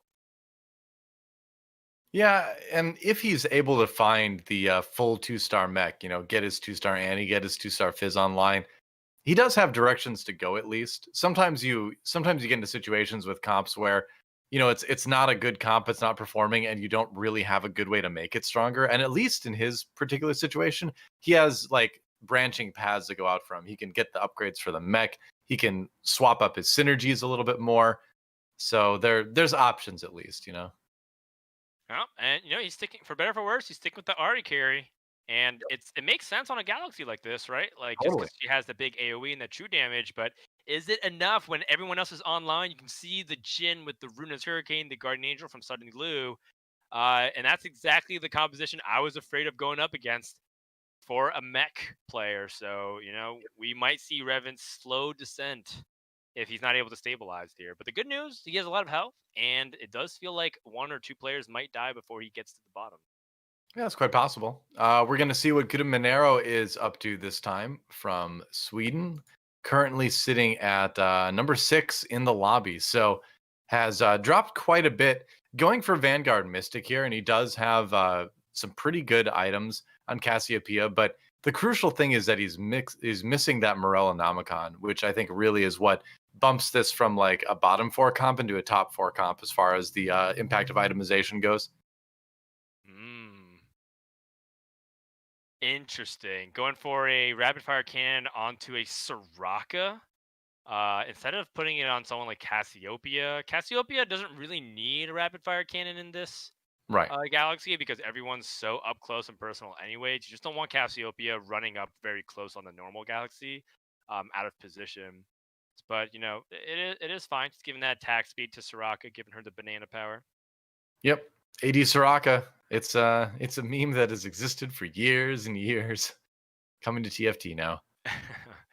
But it it, is nice to give her a little bit extra healing.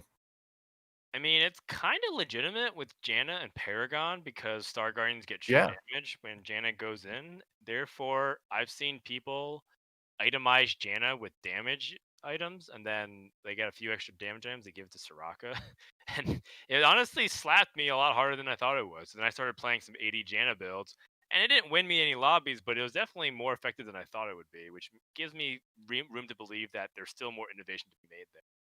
Yeah. It's kind of a take on the old put all the AD items onto Lux from earlier in set 3. And with Lux gone now, Soraka, who's actually a Star Guardian, so it makes it even better, is the new recipient of all of those. Looks like the mech is going to be a little bit too much for GuttaManero, though. And you'd kind of expect that kind of comp to suffer because your carry, your Cassiopeia is not going to be killing the mech very fast, and neither is your front line. So there's going to be a lot of alts. Ooh, Star Guardian Charm and a Force of Nature. Wow, this is a great spatula item carousel. Yeah, I mean, it is it's just a all spatula spot item items. carousel. Yeah. Straight up. Star Guardian does seem to be pretty useful. Dark Star, of course, is very good. Protect your chest, Infiltrator Claw. Honestly, outside of Battlecast and probably the Rebel set, you could probably find use of most of these right now in a lot of the top compositions. Blade Master is probably very specific. You probably want to be playing Cybernetics, and then you can drop, that third Blade Master that you don't really need and put someone else in. Sure. But yeah, overall, I would say that these spatula carousels right now in the current meta are very welcome for most comps. I suppose Blade Master Vane is working correctly now, so that's a good option at this point.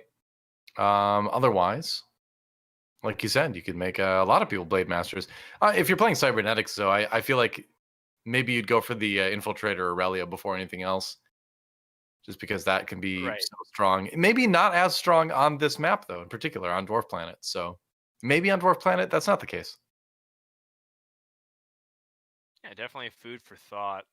Look at this fast switch from Gutta, trying to see if he can get that shroud into a good position. Lands on Echo, and yeah, we see the Blade Master Vane coming out from Kuzma. Yep. Kuzma's Vane is dodging everything, but finally gets hit by a big AoE from Wukong. But big splash all around, and it does seem like there's too much from Gutta here, just stat wise. This is going to be overwhelming damage to the Cyber player.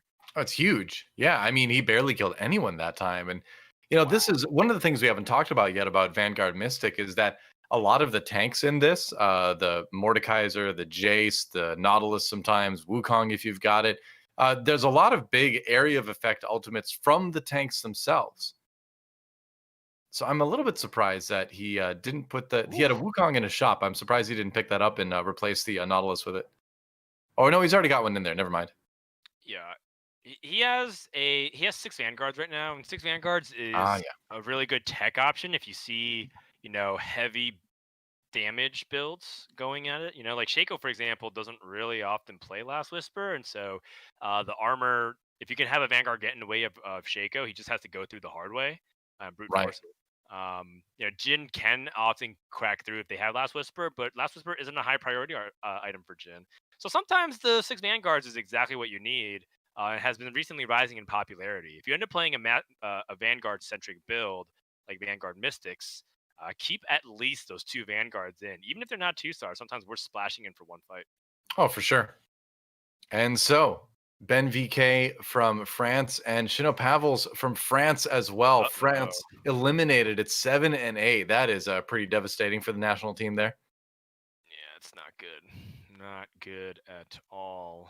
Ouch. Hey, Deathblade for Soraka. When you hit, Uh, right?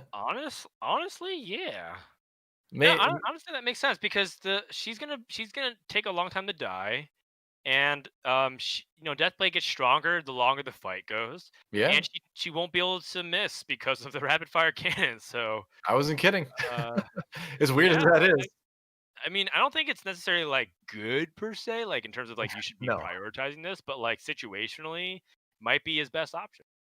Yeah, I think you could maybe make an argument for Jace, but since you've already put the RFC on Soraka, yeah, I'd figure that's probably where the Deathblade should go. But it's never going to be ideal in this situation. You don't want to be playing Vanguard Mystic and run into a Deathblade on Kane. Yeah, I would say if you have Janna, that'd be good. Like you can put it on Janna for sure. Oh yeah, sure. Any Janna builds. I know that it's definitely not something common. I'm not even sure if it's super reliable right now, but I again every once in a blue moon Do I it. see it do work. You want to put in Soraka. Oh, he puts out a Mordekaiser. Huh. Okay. All right. I mean, Mordekaiser. I don't know about that. I don't know if Mordekaiser is the best user of Deathblade in this comp in this scenario. Yeah, not exactly sure. That Lulu Polymorph, nice to shut down some of the backliners, but Jin wakes up and immediately starts healing. That Runin's Hurricane Giant Slayer dealing the true damage is very difficult to get around right now. And Yeah. Sunny Liu looks like he is crushing this fight. That is death for GuttaManero along with AKAWonder. So we have our top 4 set with Reven, Kuzma, and Sunny Liu kind of wrapping it Yeah. up here. Sonny Liu eliminating his teammate from Sweden. Awkward, but you know it was going to happen at some point, right? At least he goes Yeah. out in fifth, so it's not top 4, but it could be worse. So now we're going to jump over to see what Sonny Liu, his teammate from Sweden, is up to here. Going for Dark Stars, and he does have the Paragon buff in there as well. Looks like Reven's mech build is online, has Starship 2 with the Aurelian Soul with no items, and things are just looks like it's kind of getting blasted So at the CC'd, moment. like I think you still Yeah, need a QSS on Mech. If you're gonna go Mech, I feel like that's still an item that you have to prioritize. And that's gonna yeah, be the end totally. of Revenant or Revent. He will go out in fourth place, it looks like. So just Sunny Lou, Ginger, and Kuzma in our top three. So Wow. two of our players from Portugal in the top three this game. Exactly. Portugal making that comeback after falling a little bit behind in points in lobby number one. Cybernetics and Dark Stars on the other side. So, we always talk about how Cybernetics can sometimes get there. It just doesn't necessarily get there every time. But top three is basically where my expectations lie. I don't know how much farther it'll go, especially if teammates are playing each other. That could end up being disastrous. Yeah, has to happen. I mean, top three, somebody's going to be playing somebody's ghost or something like that. Sunny Lou playing the ghost of one of them at this point. Not sure which one. Jeez, hold on. Because That Aurelia got blue buff and jewel gauntlet on its wow, thieves gloves items, and it just kind of ate everything up immediately. Huh? it's a lot of rapid casting for sure out of that. Sirach Yeah. ult comes in the end, and Reven taking a chunk out of Kuzma. So there's still a chance that they could take top two, but it's unlikely with Kuzma down to 2 HP. What do you want off Trying this to think about carousel? what items are really impactful. Blue buff on Fizz is super crazy to me. I'm actually surprised it wasn't the first pick. Rapid fire cannon, or sorry, Rage Blade is usually good if you can get the Xerath, but it doesn't seem like there is a Xerath here because we haven't found it for Sunny. Right. How? Jeez. Oh, ends up selling it because I guess he has Janna 2 already, so he just wants to give Blue Load Janna. That works as well. Yeah, I think that makes a lot of sense. He doesn't have he doesn't even have like a Shaco to pair with the Fizz or anything like that in this version of the build, focusing more on the snipers and then the Janna to alter the damage and just do a lot of CC. Yeah, the positioning here pretty much is, can we keep Jin safe? I am kind of under the impression that I would want to completely keep Jin safe and like don't let anyone next to him. He Totally. leaves a small little gap, but for the most part, it seems like it's okay at least at the beginning of this fight. Well, he was kind of circling it too, so it seemed like either he wanted to move it and then didn't have time, or he decided not to and then decided that was maybe not the greatest idea. Looks like he's going to win the round though. Meanwhile, Ginger versus a Ghost. It looks like. Yeah, it's the ghost of Sunny Lu. So he's kind of evaluating like how well his ghost is fighting, Yeah. and it looks like it's Ooh. gonna win if, as long as the Jin gets a really good shot. Oh wait, no, the Shaco ends up gets healing because that was the fourth shot that Jin used to get the Guardian Angel pop. Yeah. So Kuzma out in third in the other fight, but yeah, it comes down to a 27 HP Sunny Lu versus a 25 HP Ginger. Sweden versus Portugal for the top spot in game number 2. And positioning is going to be really important here. It's so nerve wracking because you don't want to leave that Jin on his own. Shaco's going to be jumping in. The Yep. Jin is pretty well protected. Uh-oh. And a Fizz. Yep. It's right Big there result. next to that Jin. Oh, and the Jin got bounced right into the Shaco, but he turns and shoots the Shaco. So the GA popped. Oh, and the Jin gets the kill before his GA goes up. That Shaco's still causing trouble, though. One more Jin shot could do Oh, it. wow. That Janna, take the Guardian wheel. Angel on Jin was massive. Man, it was so close, but yeah, that Shaco just seems untouchable right now. Really, really hard for that Shaco to be dealt with. It's pretty much just, the exact items that you want, Guardian Angel and Bloodthirster. Somebody also points out that Shaco was dodging all the Janna ults, which is also funny. A Deathblade appeared. And I think this kind of shows you the importance of multiple carries in Dark Stars. Right now, all the damage is, the onus is on Jin to carry here for Sunny Lu. He doesn't actually have a Xerath, he doesn't have a Shaco. He doesn't have a second carry. Janna is like, kind of, like kind of like that Jarvan effect where she just, once she gets going, she becomes kind of hard to kill and she keeps CCing everybody. But for the most part, it does seem like Sunny is all in on that. Yeah, Okay, it seems that way. All right. so we Found Xerath. That's Gold there. huge. Xerath could probably go in just. Oh wow, he just sells it. Yeah, it's just too late, I think, to put a Xerath 1 in. Like, what are you going to take out, you know? I mean, things like Mordekaiser haven't been super impactful. Neither has Shinzao. Like, I understand that.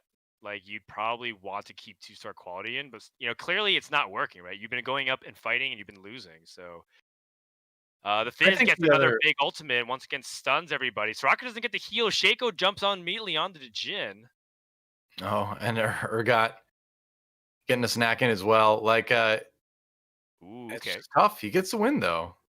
The Jin Yeah. survived. After the GA popped, there wasn't any pressure put on him. There's another Jin, too. Yeah. Hmm. You could also convince me another Gen 2 is correct to play here. But part of the problem with things like Shinzao and Mordecai is they are kind of important synergies, right? Celestial's good. Vanguard helps stall just for a little bit longer.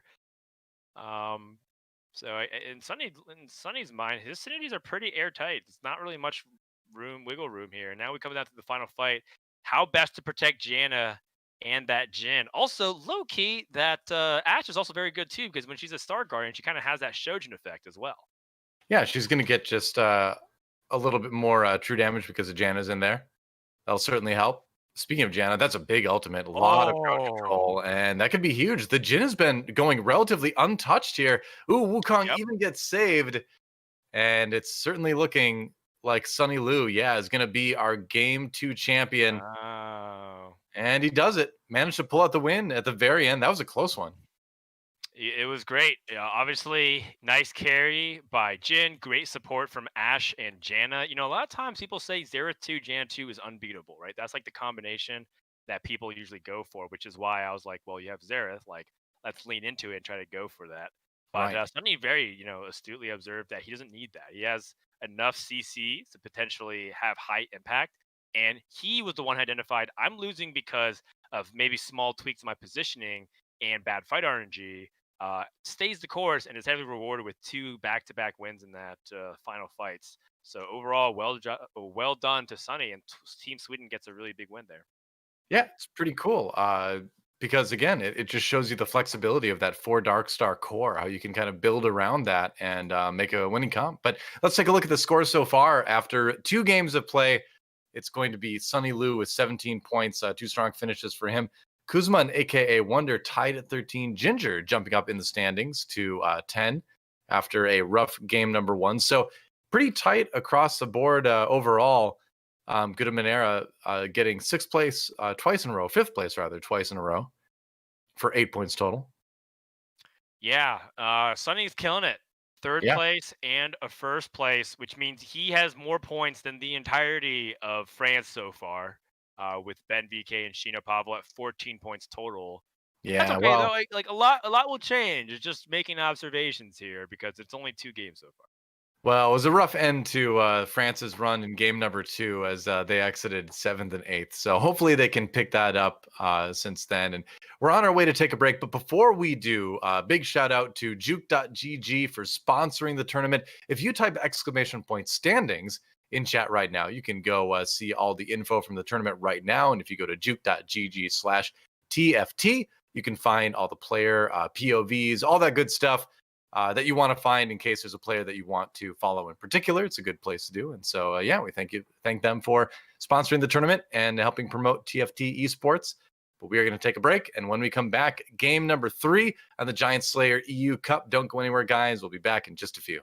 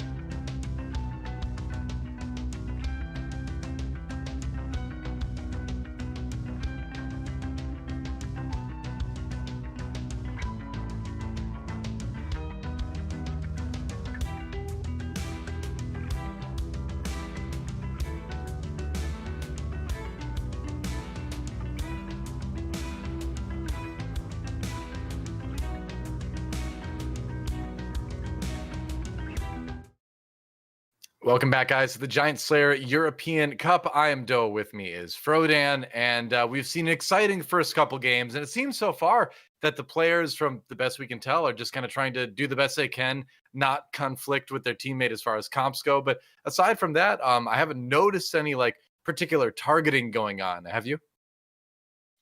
No, I just think that it's been overall like players just saying how can I play the best and most consistently, and Right. then from there try to like if they think they're going to play against a teammate, maybe position a little bit poorly, but that's about it. For the most part, I think it's just pretty much about the individual quality of the players on the team. Yeah. Now that being said, it's only two lobbies so far. We can't really draw uh, really long-standing conclusions, but so far it does seem like a couple countries are doing better than the others. Yeah, so far Sweden has looked fairly solid. But then in the last game, again, only two games so far. But in the last game, Portugal taking spots one and no, two and three actually. So very, very strong finish, but as strong as you can finish. And then on the opposite end of the spectrum, France finishing 7-8 in game number two. But still a lot to be played, and not just today, but also tomorrow, right? Because each of these nations have four players on their teams. Two of those players play today, and then we swap it up, and the other two that didn't play today will play tomorrow. So by the end of tomorrow, every country this week will have played 10 different lobbies. And so after that, we'll be able to find, who the top four teams are in that group. Yep, that's right. So we'll find out, which country gets the bragging rights. I see in chat people kind of like talking about which country is number one, or kind of making fun of their rivals. It just feels good. It almost Yeah. feels kind of like the traditional sporting competitions that you see a lot of times in Europe. I had the wonderful pleasure of living in Germany for a little bit, especially during their 2014 World Cup run. And it was really fun to kind of immerse myself as part of that culture, even though I was a foreigner. They're very welcoming over there. And, that kind of rivalry, I would love to see it carry over more in TFT, which is why I'm really excited for this tournament.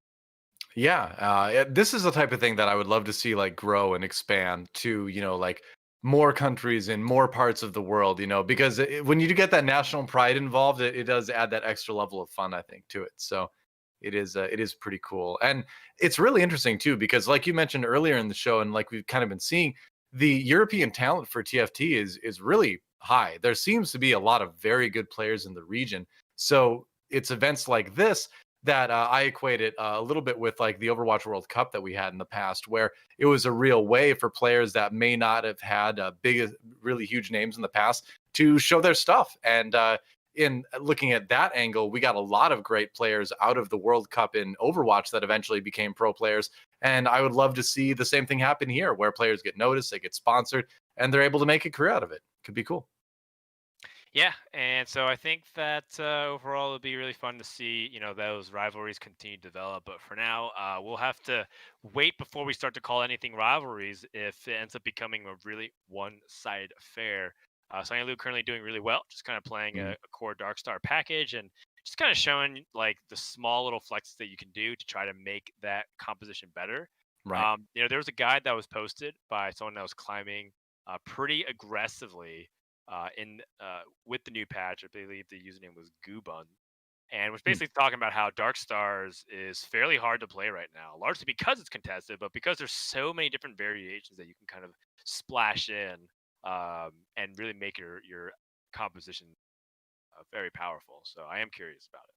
I think that really is like Is best case scenario for TFT as we look at Wonder, and it's a full item carousel.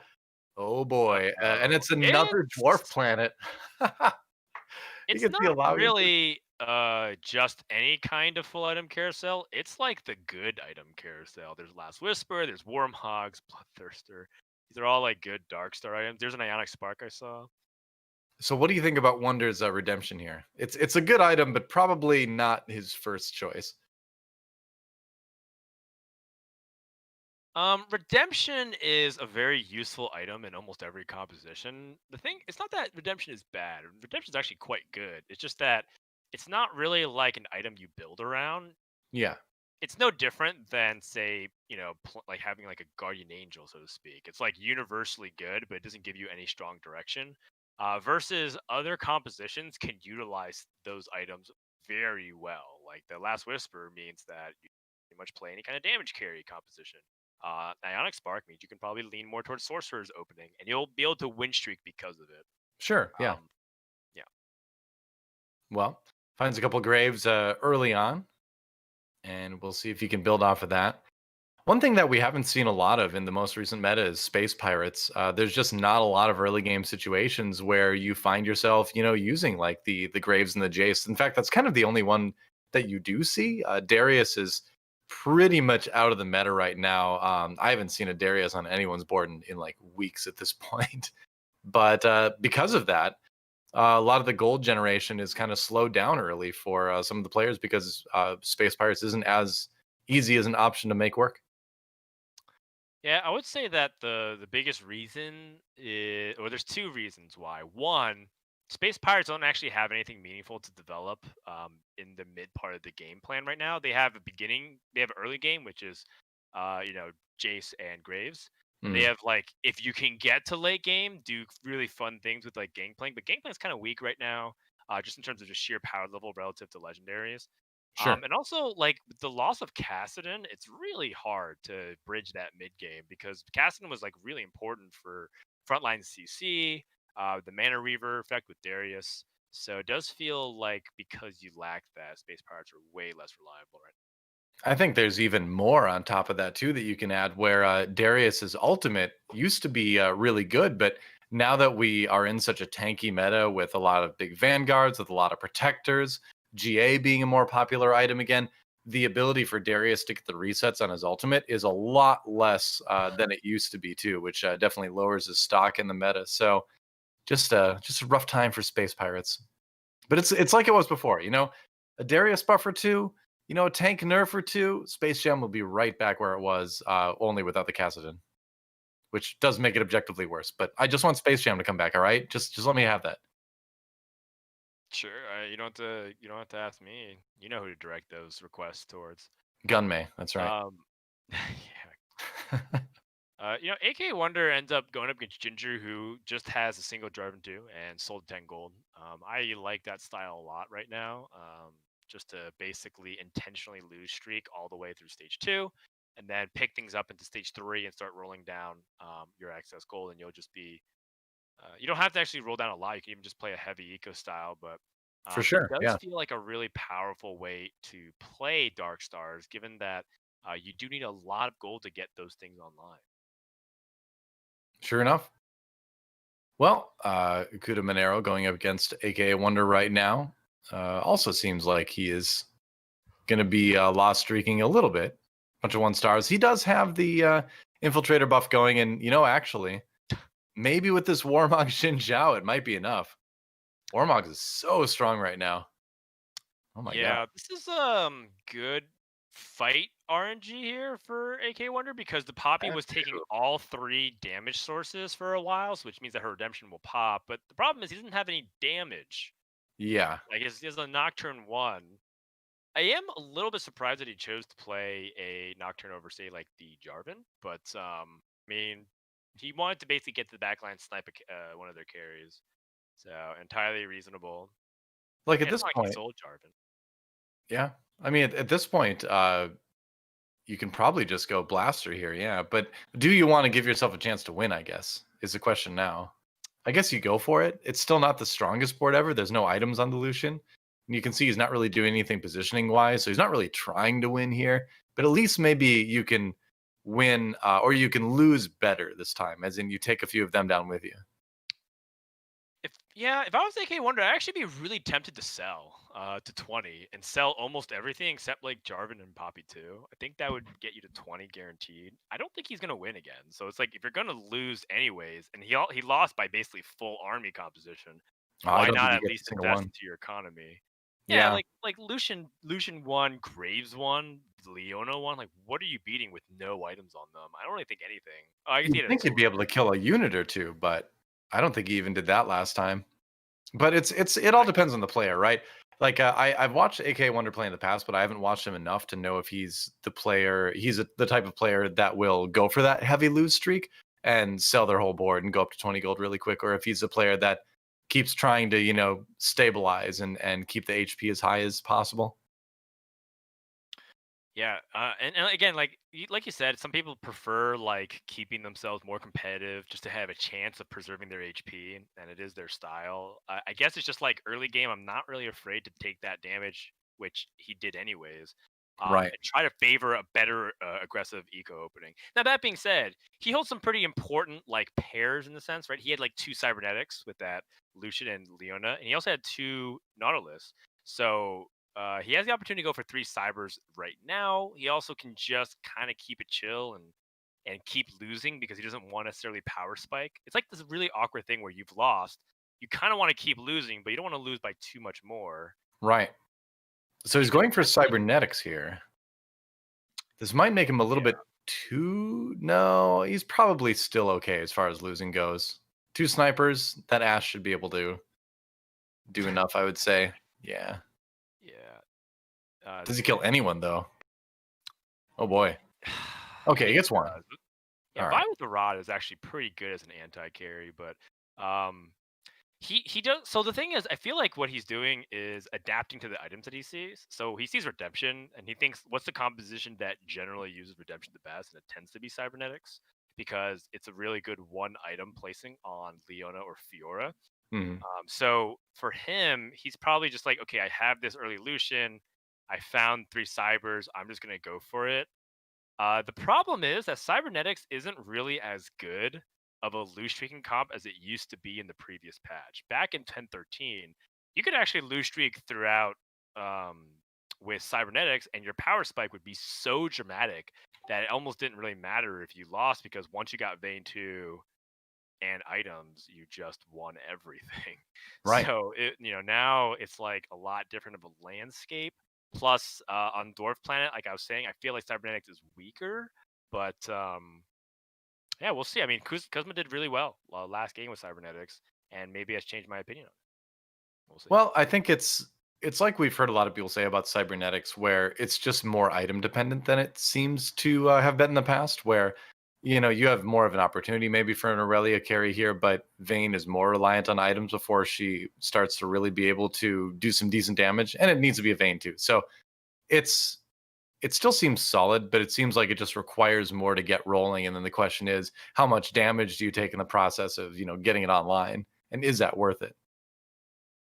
Wow, prioritizing the Nautilus pair as well. Low eco Hmm. start here for AKAWonder, despite loose streaking almost all the entire stage. We'll catch up with him later. In the meantime, heading over to lobby 2 winner Sunny Lu, who is on a no synergy board. Oh, he was looking at no synergy board. Yeah, just doing some scouting while the Terra Bursters pop out, bursting Wow. from the Terra. Someone has Cassiopeia too. Was it Kuzma? Jeez. I, don't- I didn't get a good look at whoever the username was, but pretty absurd. Oh, Demo Rebels. All right, interesting. And he's got the blue buff Giant Slayer and a sword. Could Love pick it. up the IE now. Huh. So you can go in a couple different directions with this. And on a dwarf planet, one of the things I've been kind of thinking about a little bit is I wonder how like Astro Snipers is on this. Because obviously snipers are hurt from the smaller board, but Teemo's shrooms are suddenly like a lot more effective. So I haven't gotten a chance to try it myself on this board yet, but like I kind of want to see it done. Yeah, I agree with that. I think that Timo is much better on this map. Like Jin is worse, make no doubt about it, but Jin is so Oh, for sure. absurd it All doesn't really snipers, yeah. matter. Um, and it's like maybe you don't even have to go for snipers. I do think that Astra snipers in general has even more innovation to go just because of how underplayed it is. But Totally. part of it is because of how difficult it is to get on. It's so expensive. You need Nar, you need Timo, and Jin. They all cost 4. And Yeah. Ash is a 3 cost. It just starts to rack up after a while. Versus like, well, I have Jarvan 2 and 4 Dark Stars, and that's I'm online. I So think what it's feels like a lacking lot harder to is pay. yeah, I agree. I think what it's lacking is strong mid game transitionary boards, which are still kind of being figured out. Because, like you said, not a lot of people are playing it right now. But I think it is actually better on in this patch specifically than it was in like 10.13 for a couple different reasons. Um, but this board, especially Dwarf Planet Galaxy, I feel like it should be worth a try anyway. I love that comp too, so I know I'm going to be testing it a little bit more often. See what we can see. Yeah, I like this demolitionist opening, by the way. I do think Yeah. Rumble, just as an individual unit, is still reasonably statted just as a 3-cost unit in its own independent right without having to make it a mech. And then the Ziggs, you've heard me talk about it already. Ziggs as an early game carry is totally fine, and you can see exactly Oh, what's going on here. Ziggs barely surviving, able wow. to put out crazy damage, as well as that Zed with Well, a giant slayer. it was a big stun from the Rumble as well. And one of the things they did in some of the recent patches is buff a lot of the mech units on an individual level so that they're more useful when they're not part of a mech comp. And I think Rumble is a perfect candidate for being used outside of mech pilot situations because he's got that big AoE stun if he's got the demo buff online.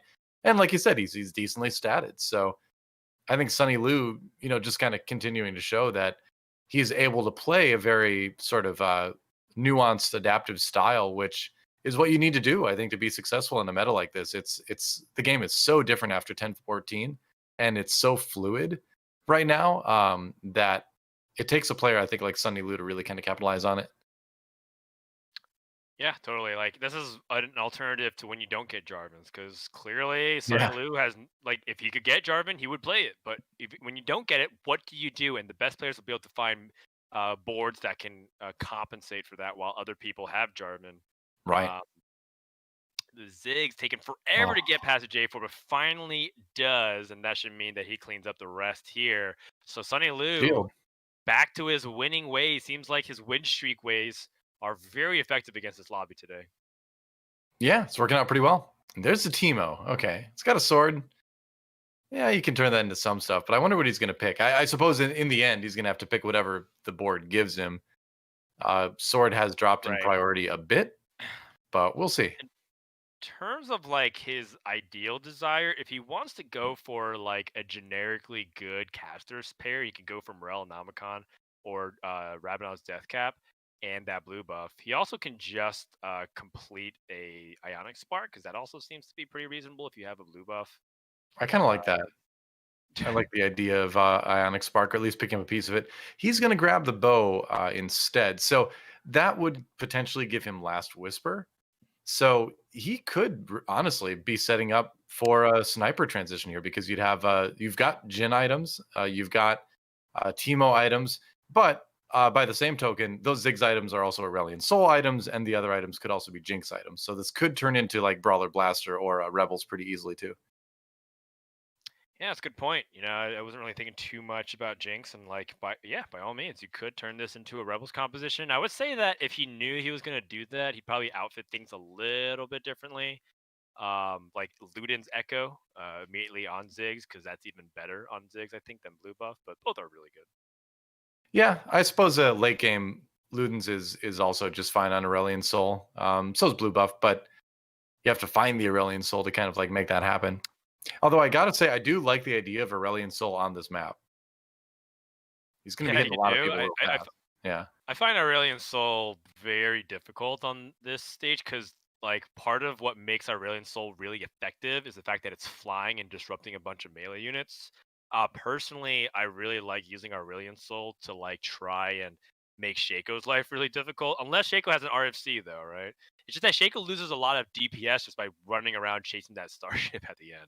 Yeah, Um, for sure. so yeah. It seems like RFC is starting to become pretty standard on Shaco, so it all depends on the items that Yeah, drop yeah, for the for sure, person, for but sure. we'll see. Yeah.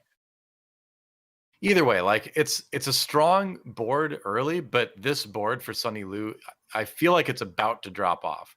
Like there needs to be some decision made in the next couple rounds, probably after infiltrators, to decide firmly, what way he's Yeah. going to go. Yeah, I don't think there's any need to like have a knee-jerk reaction to the previous fight, because he fought against Ginger, who leveled up to 7, and Ginger rolled a lot of, or he used a lot of his gold essentially for that Mm. power spike. And strength in numbers is a very big thing on Dwarf Planet because of how condensed everything is. So that's to be expected. The question becomes exactly There what we we're talking go. about. Where's his transition? Finds a Teemo immediately. Jin and Teemo ready to go. Oh, I think with the Jin and the Teemo, I think you go for it. I think you wait to see what you get from the infiltrators first, obviously, but then you probably go the sniper's direction. Yeah, the problem is they're all 1 stars, so while they are great for like, the synergies and you can sell the other champions for gold, you don't want to take too much damage in the process of transitioning. There's definitely a way to do it. Sure. Um, oh, interesting. Yeah. Very interesting. So Bruno's Hurricane and 2 Giant Slayers. That could be really powerful on the Jhin. yeah, I could. I think he's got pretty good items for that. And like you said, if you're winning, you don't necessarily want to make that transition right away. Even if like a Teemo one with those items, with like blue buff Ludens, might be arguably stronger than a Ziggs because it's just going to hit a bigger area more consistently. But you don't have, you crucially don't have Astro, which is the other thing that Teemo really kind of needs to go off in this comp. Because Astro plus blue buff makes him use his ability every other auto. It's true. So for now, you can kind of stick with this. Yeah, but the Ludens is still a nice little splash there. It gets a lot of damage power in Ziggs. You'd be surprised, like you might Oh think, yeah. oh, it's like an item there, but it like in my opinion, it kind of doubles Ziggs' damage output. So a very powerful item there for Ziggs, and can totally also translate to Teemo perfectly fine. Yeah, when you think about what that does, I agree that like it does what I think it's 200 damage base for the bounce from the Ludens, and that does it to three Whoa. different people. So that's a lot of extra damage to be spreading around the team. He does find okay, so he does find the Nautilus. Level 7 roll down here from Gutta. Stops at 30, can go back up to 40 pretty easily. Finds Jin 2 with a Guardian Angel opportunity, but I think he was waiting for the Guardian Angel to put on Shaco instead. A lot Right, of times GA on Jin is after you have secured the idea that Shaco is either not in your comp or he already has a Guardian Angel. right. That Jin 2 though is going to be doing a lot of damage. Jarvan with the Right. Warmogs, obviously probably the best frontliner in the game right now. And even though Jin does go down, he's still got more than enough to take a chunk out of Reven. Yeah. Yeah, I totally agree. Jarvan is definitely the best frontliner. The only thing better than Jarvan, Doa, is my opponent's Jarvan. Yeah, that's for sure. Because he'll Their always Jarvan's have one always more like item. incredible. Yeah, they'll always be 2 stars compared to your 1 stars. They'll have a Warmogs. You'll just have a belt. It's always going to be a little bit better. Yeah. I had like one of the highest roll openings I've ever had today. Oh. And I was like, oh, this is top 3 easy. And then someone else just played the same thing, but got way, way better stuff in a way that shouldn't be possible. But enough For about me. sure. So, question: would you level here and play Shaco and Nico him and put the Bloodthirster? I think I would. It's And a I think pretty big because strength upgrade. Yeah. For exactly, it's GA. a Yeah. massive strength upgrade because you get the infiltrators. Oh right, sorry, the GA. Yeah. He could make Bloodthirster, but GA obviously is better best on Shaco. And then you can keep the cloak for Runins or another GA if you want. Normally I would be in favor of saving the Nikos, but since he's already got a Jin 2, I think that's a reason to use it. Gets the last shot off. That works against Ginger there. But Woo! there is, I suppose, the other side of it too, where you're waiting to see if you can maybe find an early Xerath, and then you're that much closer to Xerath too. So I don't know. Yeah, that's I true. don't know if I'd use it on the Shaco or not. That's a tough. I think that's a really tough call, honestly. Yeah, I think that he's not in that critical life state. This next sword is also super nutty if you want to, because you can just make a Bloodthirster immediately. Yeah. So you bring up a good point, which is like, what's the way that we can imagine us winning the lobby or getting to the top 4? It's not through Shaco 2, it's through Xerath 2. Shaco 2 most likely will come naturally over time. Can't force it unless you have a Nico. Right. But the thing that I like about it is that if he was losing more, it is something to consider, because I feel like one thing that I've learned a lot watching people much better than me stream this game. Oh wow. Oh, Oh interesting. wow. Huh. Is okay. Is that better? I wonder. I mean, Elu he's says, got well, yeah. yeah, so it was on There's advice GG from on Sunny Lou. hmm Hmm. So And this could be, and I think the obvious reason is because The Jin is already Jin 2. You've got great damage items, so why not sustain that? I think that's reasonable. Yeah, that makes sense to me. I think the idea is that like you put your GA on your target carry. I'm not sure if Sunny was implying that Jin is just best to use with GA as opposed to the Shaco. Hmm. He already has the Celestial in play, so Jin heals for a ton. But I mean, he did just make the swap, and he lost to a very powerful sorcerer build. So it Yeah, didn't exactly go to plan for Gutta. this is the type of thing that tears nations apart. He's gonna come back to Sunny Lu later and be like, "I made this switch and I lost, and it's your fault." Yeah, I mean that's pretty toxic, but hopefully that doesn't end up becoming a thing. Like overall, if you say you trust your teammate, you gotta trust them. Sure, sure. I'm sure they're gonna be watching these games tonight too and reviewing everything. And to be fair, again, that is a tough call. That said, there's a GA on that Shaco, but no big Jin on the other side. Shaco's gonna get eaten, even though he does come back from the GA now. Still gonna take away a Oh, lot of damage. yeah, but that Fizz casts, and after recovery from it, Oh, Shaco spends a lot of time walking back over the Jin. Jin gets the final shot, and yeah. now heals it back up to full, and that's the power of a 2-star Jin with Last Whisper IE. Yep. GA not even getting popped there. Oh, he finds a Lulu as well. Wow, that's really good. Yeah, I Yeah, think if he he can can, transition off the 4 protectors now. I think so too. I think maybe you put that in over, yeah. I, I think well, let's see what items you get.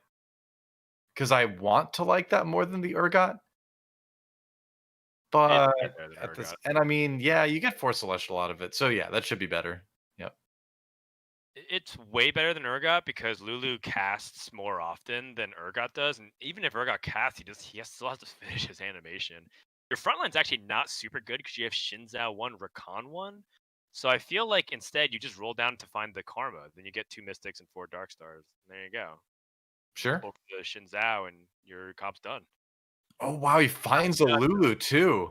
That's insane. 6% chance and he finds it. Finds a Jarvan 2, another legendary. Getting 2 That's right. stars. You got to build that Jarvan too. He does not build the Jarvan too. Didn't want to sell anything. That is interesting to me. That is really Yeah. interesting to me. That you know what that tells me? That tells me that he wants to sell this Jarvan and eventually move Oh, that Warmogs into somebody else like Shaco. Nah, he ends up buying it. Okay. I was gonna say, yeah. Who knows? I doubt he missed it or anything like that. But I think he wanted to be really sure. He wanted to sell that Urgot, I suppose. But yeah, Jarvan 2 is a nice little upgrade for this comp as well. Yeah. I from the looks of it, it looks like he missed it while he was thinking very hard about how to outfit everything. That Um, seems like the most likely scenario. yeah, I would definitely like to also make gold here, but I think that would involve him selling Rakan, and that just doesn't feel good. So I think he ends up chilling. Yeah. Yep. Rakan 2 is a nice upgrade to look forward to.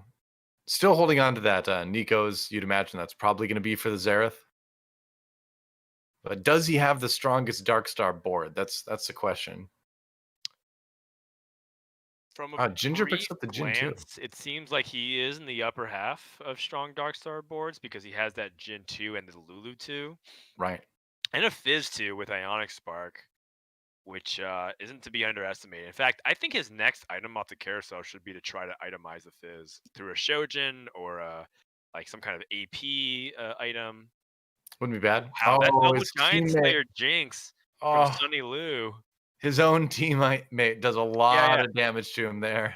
Look at how big brain Sunny Lu is. Not only is he playing 2 boards simultaneously and looking at his teammate and giving advice, he's also saying, hey, put the GA on Jin so that Shaco's less of a threat. And then I don't have to worry about Jinx dying to Shaco.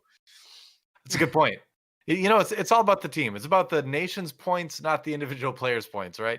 So Sunny Lu rockets all the way up to first place in the lobby with that. Right now, the big problem for various countries in this match is Spain occupying the 7th and 8th place positions right now Oh in no. Reven and AKAWonder. Countries taking turns, holding hands in 7th and 8th. I That guess so. it's not a good look. It's not Not a really. good look. You know what it is though? Kuzma just hit a Cassiopeia at 3 stars. Ooh. And up to play him, that's really bad fight matchmaking RNG here Yeah. for Gutta because he just found a Mystic player that hit their stride with a big power spike, and yet He despite killed that, it. I mean, it is Jin 2 we're talking about. And Jin 2 with oh the my Infinity Edge, Last Whisper can gosh, one-shot basically anybody. So, come on, Jin, Cast 3 Jin, you are blown up strong. by the Jin for the shot. It's gotta feel bad. That's why, like, I just don't even bother going for Cassiopeia 3. Like, if you hit it naturally, that's fine. But like, it doesn't even matter if you go up against a Jin like that. It's just a Jin 2. He's got the items, so it just one-shots it. Well, there was more in play. You know, the Lulu, for example, casting makes people Sure. reposition themselves a little bit, which is really unfortunate for Kuzma. But definitely just stuff to consider, right? Like it's not. It's just like one of those things where you get Cassiopeia 3 and you're like, okay, I should win. Like, yesterday, I hit Zaya 3, and Fiora 3, and then I hit Irelia 3 for the 6 Blade Master build. I was like, okay, this should like win me the lobby, right? Or like get top 2. And I Yeah, just like died immediately afterwards to a Vanguard Mystic build that had like infinite chain CC, and I really didn't do anything. So sometimes that happens. that's rough. The other day, I hit Nico 3 and Cinder 3, and I won. Yes, I know. I lost to you. You got first in that lobby. I think I got third. Oh, that's right. I forgot. Hey, third is still really Wow, good. that's so BM, Doa. I just play so many games. It all blends together. You know how it is. I remember Well, every game we've I ever will make played a with more memorable performance next time. such fondness. You just need to message me and tell me to put GA on the wrong champion sometimes. That's right. Sell your Nico and put your GA That's on your right. Zoe. Put on the Zoe. For the record, I think GA on Jin in this case was the right decision. Well, I mean, it does look Maybe. pretty effective, given that Jin was the carry for a long time before it. But it seems like he's having problems dealing with sorcerer compositions, and that's why sorcerers are pretty good because they Right. will be able to hit high priority targets like Jin very often, with Syndra targeting the highest percentage health. Yeah. It's so interesting that we're in a one-shot meta, basically, where it's like and I feel like this is similar to like other card games I played and things like that, where like it's kind of like if your deck doesn't like one-shot the other guy, um, you can't play the long game. You're gonna get blown up. But it's interesting to see it in TFT. Sure, yeah. Like there's a one turn kill and OTK meta is a lot of card game players like to call it. Usually the way you offset big combo damage like that is through aggression. Mm, And people are playing kind of aggressive, but it does seem like right now, aggression gets stopped very easily by a Jarvan, so it doesn't really yeah, matter too much. I think part of it too is that with the Jin, like the damage comes out right away. Like there is some ramping that's done via the Dark Star trait, but he's already doing damage right away, and that's 1 HP for GuttaManero. And Tied Sunny, with Sunny Lu. Oh my gosh. Meanwhile, it is the two players from Spain, AKAWonder and Reven, going out in 7th and 8th. And Sweden may be soon to follow here. right? Perhaps France is fed up. They're charging for a top 2. Portugal once more, looking like they both will get into the top 4. Depends, right? We still have this Yep. like scenario where a really bad loss for Kuzma or for Shinopavels could still end up having them take 5th and 6th. So you can't rest on your laurels just yet.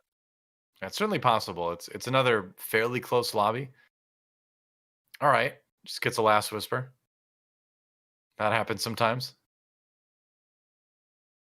Free last whisper. But who does it go on? Right. That's the kind of problem because he put this bow on Shaco.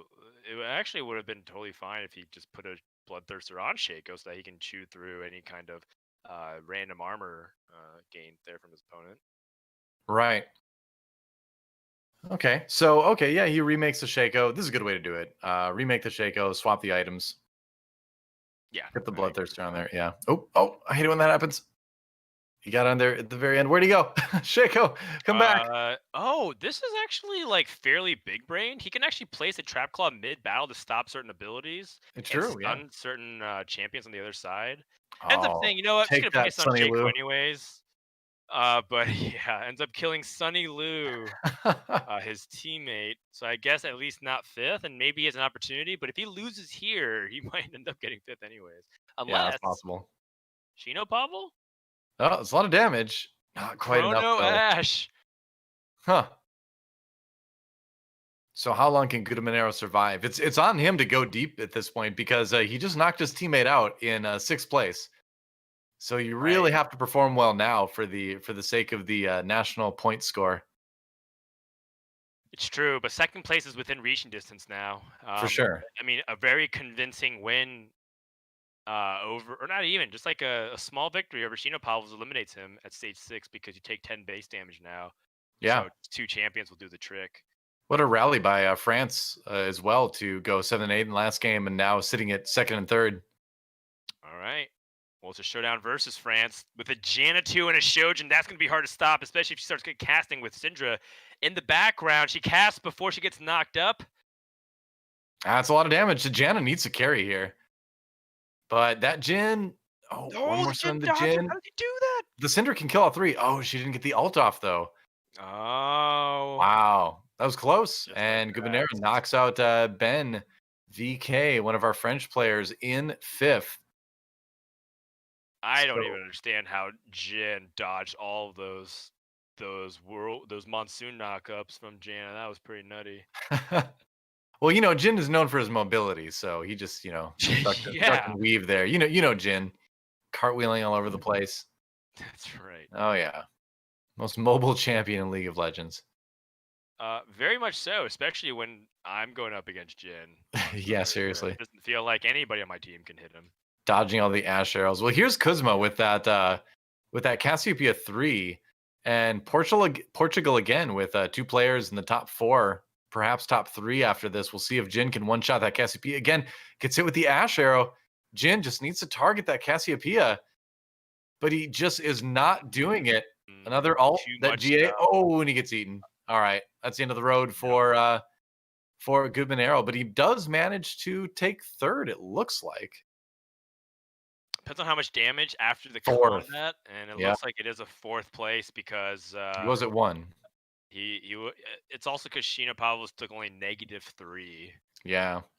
Well, this is good news for Portugal as they are occupying the number 1 and number 2 Another spots top right 2. now.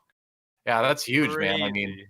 2 and 3 in game number 2 and now 1 and 2 in game number 3. So big showing for Portugal now. That's right. First and second place after a pretty suboptimal lobby number 1. It seems like Portugal is on a big charge here. Darkstar Ash up against, what is it, the Cassiopeia 3 Vanguard Mystics. But look at that Lulu, Shojin, Runa's Right? Hurricane, and a Quicksilver at 2-star. No wonder Kuzma gets so much done because he's able to basically perma-CC the front line. Yeah. This may be the last round right here. It's going to Oh. be either way, it seems like. Yeah, there's that and for reference, we're looking at GuttaManero's pro review because we don't have the stream feeds for everybody else here, Right. as we saw with Kuzma's resolution. Ooh, Jin snipes the Lulu before she's able to cast again, but there's just too much to chew through. GG. That's gonna do it. Yeah, and looks like Kuzma does end up taking game number 3, but the bigger story is a really huge result for Portugal in the last 2 rounds now. Yeah. Overall, we're kind of talking about how Vanguard Mystics might be a composition to pay attention to, and hey, Vanguard Mystics got the win. Really Yep. well done. I think Thresh 2 has become really important for me as well in a lot of these late game scenarios because it's Yeah. exactly what we're talking about. Jin is great. He will kill anything he touches, but if you have Thresh pulling in units faster than he can actually shoot them, then it doesn't matter, and eventually you'll just overwhelm him with sheer numbers. So, Jin is often countered by the fact that he only can target one thing at a time. And it's just, he showed his little bit of his weakness. He doesn't have many, but that is one of the ways that you can try to get around it. Yeah, it's a combination of that and then also defending against any Shakos that might be part of certain Darkstar comps to kind of like keep that Cassiopeia wrapped up in the other units. Let's take a look at the standings to see where we're at after 3 games right now. And I'm excited to see this because Portugal did take some pretty big wins here. So as you can see, Kuzma actually number 1 in individual players in the lobby right now, pulling ahead of Sunny Lu, Ginger, of course, with 2 second places in a row. They're up to 3rd place right now. So just a lot of points for Portugal in general. And where Sweden was looking strong early on, it doesn't look like they're going to be able to cruise through this one today. Yeah, and I kind of thought that perhaps the some countries would pull away from each other, but Portugal with a really nice comeback here so far, doing well. Team Spain kind of struggling in that previous lobby at 7th and 8th, but at the same time, it does feel like countries are taking turns doing that, right? Like France did that, and then France had a pretty good showing as well. Yeah. So I'm just gonna wait to see what happens after the 5th lobby here before drawing any more conclusions. Right. And even when we get to that 5th lobby, we're only halfway done with this set of nations, actually, because they'll all be back tomorrow. We'll just instead see the other 2 players from those teams that did not play today. So it could still shake up quite a bit, honestly, because when you have an entirely new set of players representing all the countries, that could change the dynamic a lot of who is succeeding. And I think we have those national scores to show you. Let's check that out. There we go. Portugal up at 41 now. Sweden still fairly close behind with 34. France, after a rough game 2, comes back big time in game number 3, 25 points for them. And Spain at 23. So overall, fairly close in that when you look at the fact that there are 7 games left with this group of 4 countries, really anything could happen. Yeah, but I mean, Portugal with almost a 20-point lead on Spain is very difficult to overcome for the next 2 lobbies. But that's what the whole point is. We're trying to get more games in overall for all the players since they're all Right. competing now. And so we'll see, right? Like there's nothing to worry about too much, but you don't want that deficit to grow any larger if you're on Spain. Yeah. I've been enjoying seeing what the results have been in these lobbies today because we have seen a lot of Darkstar, but it hasn't always been the same thing. It's been a lot of adapting that 4 Darkstar core into whatever will work best in the lobby. And sometimes that includes Shaco, sometimes that doesn't include Shaco. We just saw Vanguard Mystics win a lobby. We've seen Cybernetics perform okay. The Syndra comps they always feel kind of competitive. So it does seem like Dark Stars are a little bit too strong right now overall, but it doesn't seem like other comps can't compete, which is good. Yeah, I would say that it's pretty interesting to see Star Guardian Sorcerer not really dominate nearly as much.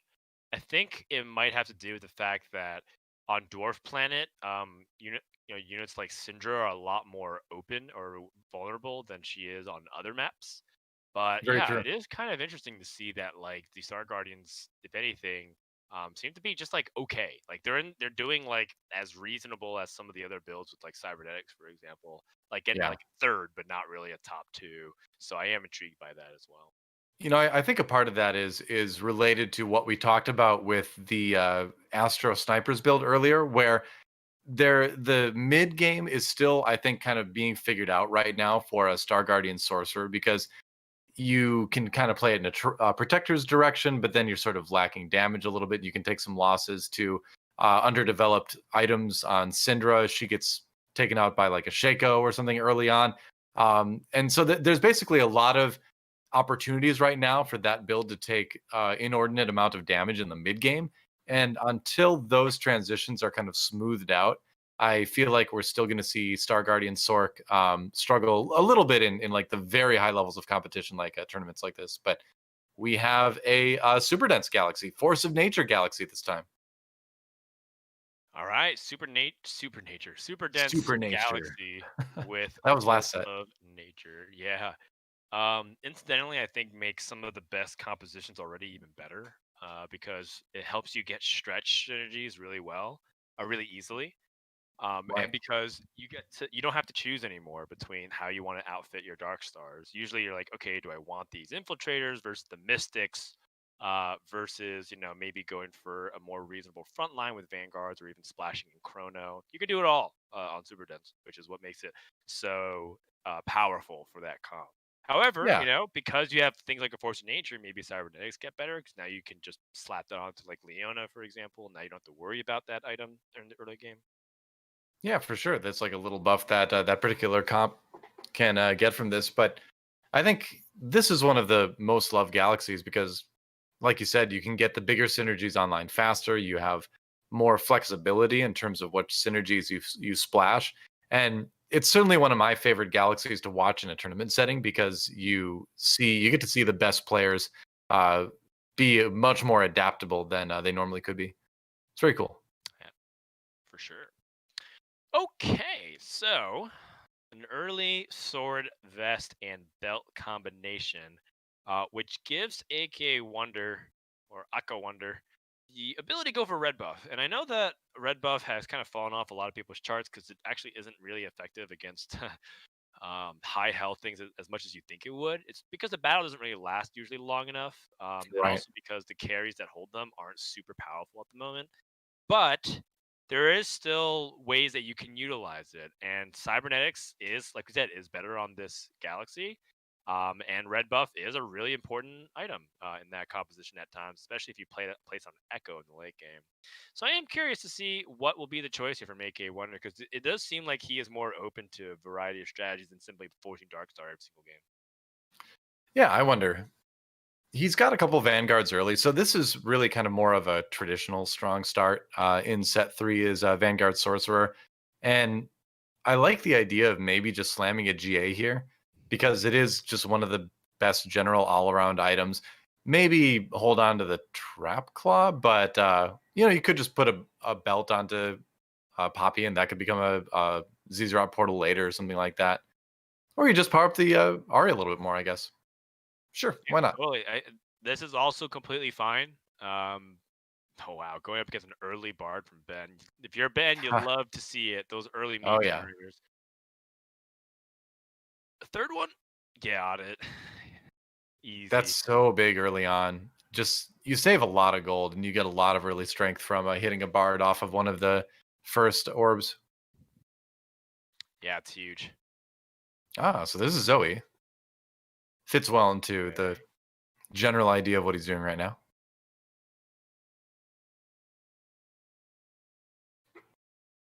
But will he decide? There's not really a big reason to level unless you really want to try to get a win streak going, but I don't think his board is really, strong enough to do that.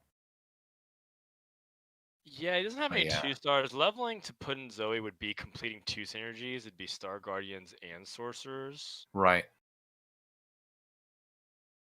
Just doesn't I have. guess Hmm. what he did, I think, was evaluate the relative strength of the boards and said, "I don't think I'm strong enough," or the alternative, which is, "I think I'm strong enough and I can just fight against it anyways." I think if you win the first battle, though, you are incentivized to try to keep winning from that perspective. So, Right. um, if I'm making one, I probably would have considered leveling. Looks like he's just going to win anyway. I'm actually a little bit surprised because in the past, I think you generally need at least one damage item on Ari to kind of like push with this. But it is working, and maybe that's part of the boards that he's hitting. There's obviously I would say Kuzma is probably trying to lose here a little bit since he does have the Alawi with the Dragon's Claw on the bench right now. Right. Okay, so now you're definitely trying to win. You get the Poppy too. You're very strong at this point. Find the Ash. Okay, it's just gonna go snipers. Yeah, early snipers is ridiculous. You can actually Yeah, put the GA onto Caitlyn and just start to outfit her with Jin items. for sure. Give her the glove even as well. And you can look for Last Whisper off the carousel. Holding Okay. the GA. All right. Yeah, I was wondering if he was going to drop that onto the Caitlyn as well, but decided to just give the tank line a little bit more staying power, which makes sense if you want the snipers to get to fire longer.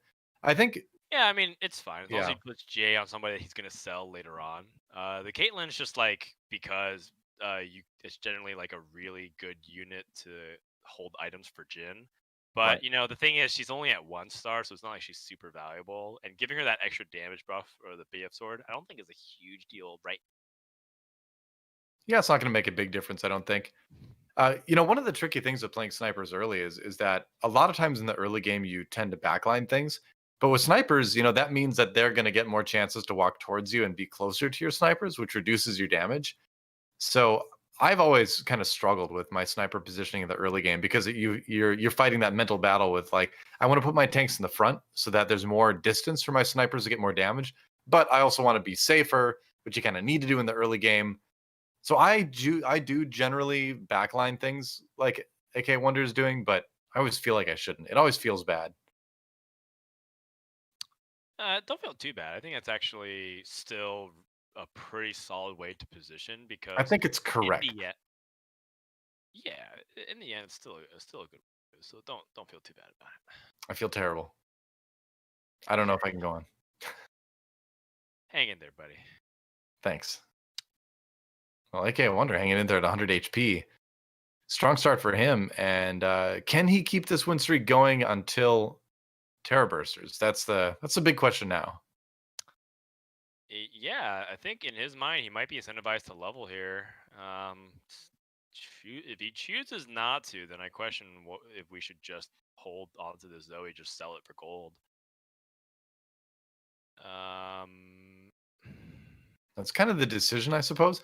He's running into a Rebels start with the Brawler buff, so that Malphite does have a lot of HP, and it might be tough to cut through this.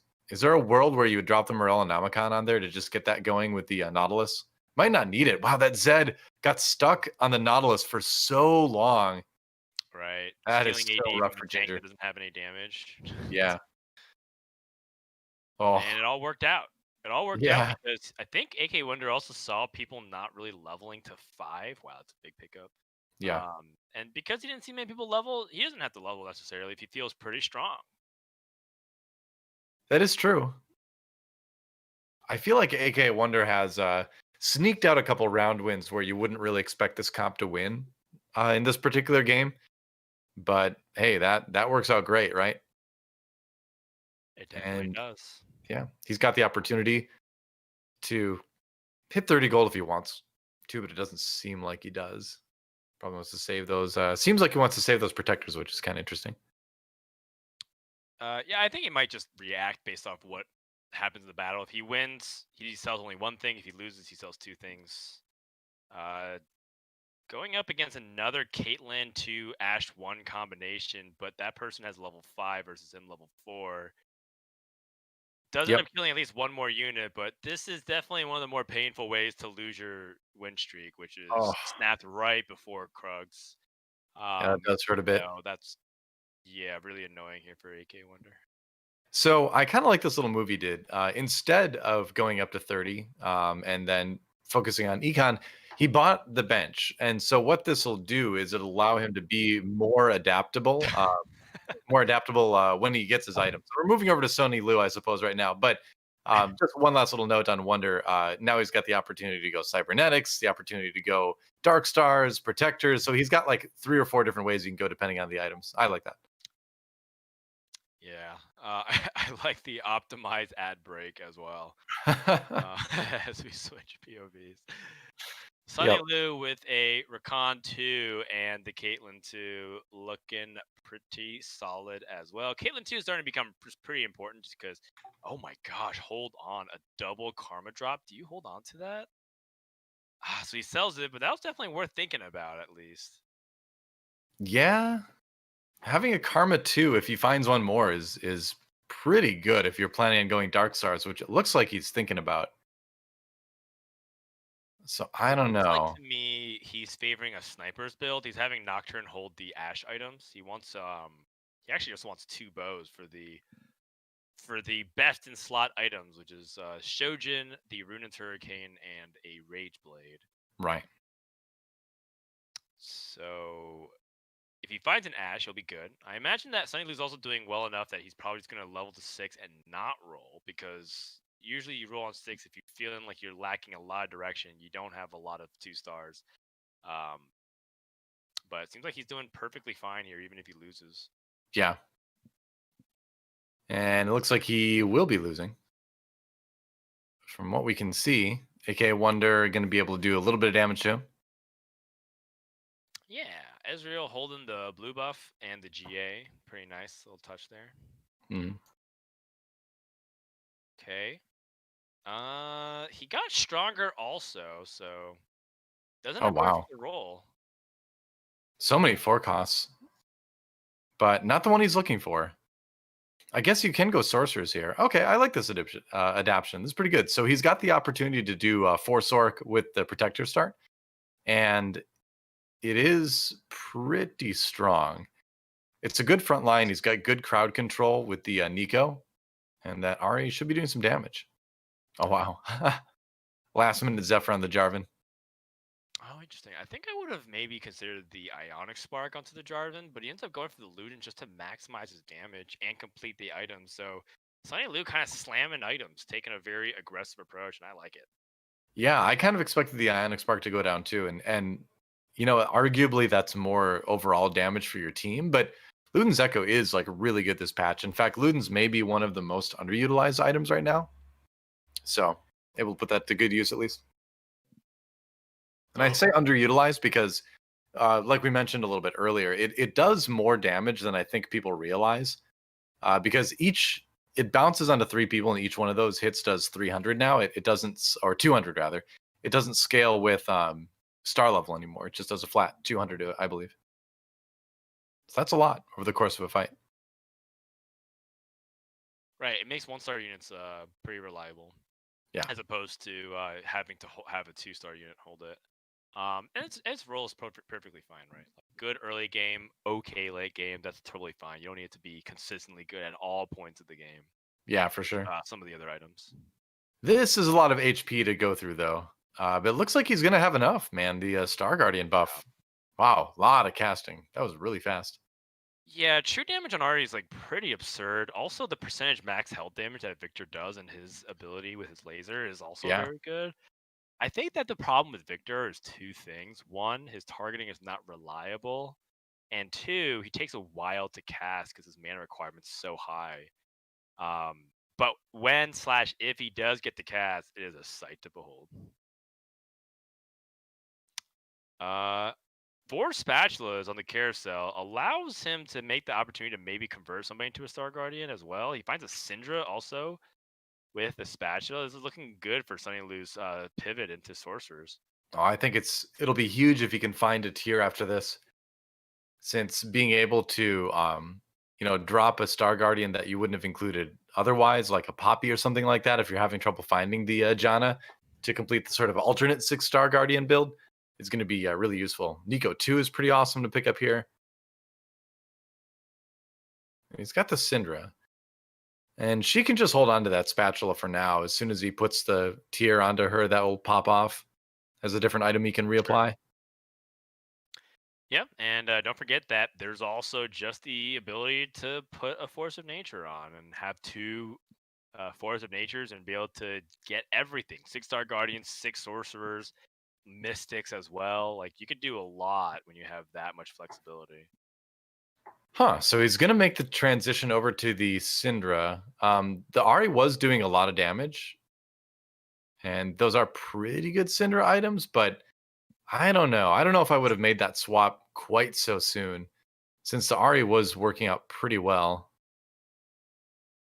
And it's a little bit more consistent damage now, you know? Definitely a question worth evaluating because he didn't even necessarily need to sell it for any kind of interest goal breakpoint. Right. So definitely something to at least analyze later.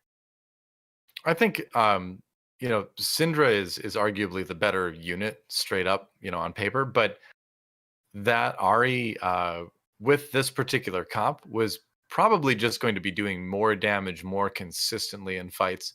And he was also doing a very good job positioning too, to give Ari like a long line to throw that orb down. So it's an interesting decision. And I might come back to bite him. He did lose a round right after that, but that's only 1 round. So we'll see how things go here. This looks like a pretty strong cyberboard, though. Yeah, we'll see. Looks like Syndra is much safer this time around versus before. She kind of got destroyed by some of the things that got to the back line.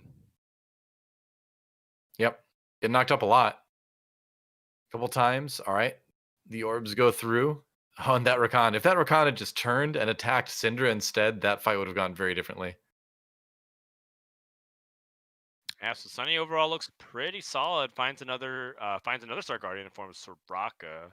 Right. Uh, Probably Poppy not worth it. Just needs to find some other stuff. But in the meantime, we're gonna hop on over to Reven, who is playing a cybernetics build, kind of in the middle of the pack, which is exactly how I anticipate cybernetics to be. And I think the big thing that cybernetics is super dependent on right now is getting a Vayne 2 with 2 items. Once you do, I think you're very much clear to land to the top 4. But up until that point, it can be tricky. One more item. Oh, wow. Okay. Items are a little bit awkward. I think he would easily trade one of those gloves for a sword right now for the Infinity Edge. But Thieves' Gloves, always going to be a useful item. Right. Sure, he'll Also find a way could to do just that. pivot away from cybers as well, quite honestly. Just finds a Jin, put those items on Jin instead. Finds a Jinx Trap as Claw well. Jin with Last Whisper, and then make a Darkstar spatula. That's all perfectly viable in my opinion. Very true. Right now in the current meta, I think there's just not enough. There's no such thing as too many gloves. Yeah, for sure. For a lot of these compositions. So I feel like it's fine to have an excess amount, just drop the these gloves. We could also make a protector spatula as well. So that's there's a Rakan and a Nico in the shop. So he doesn't. Yeah, it might be a little bit too late to make a big change like that, but something to think about anyway. Yeah, it's the protector spat right now is surprisingly not super powerful because they've like kind of changed the champions that best interact with it in significant ways. Protector chest on Aurelion Soul is nowhere near as oppressive as it used to be. Because it's just lowering a bunch of the stats, and it's just also a little bit harder to get it with such bigger champion pools, so you can't guarantee it as much. Right. The roll down here implies that he's going for cybers. He's ignoring a bunch of dark stars. Oh my Oh, gosh, he found all the Shakos, the Karmas, and Jins. Had he yeah. chosen to hard commit to dark stars, this actually would have panned out beautifully. But Hard to know what you're going to no, hit on that roll down, but even with that shop, you kind of wonder if maybe you just want to go for snipers instead. Throw that Jin in there, but he does have the Thieves' Gloves on Aurelia, and he has 6 cybernetics, so that's a strong board. yeah, you gotta love a guy that's not afraid of commitment, right? Saw that cybernetics, ends up staying the course.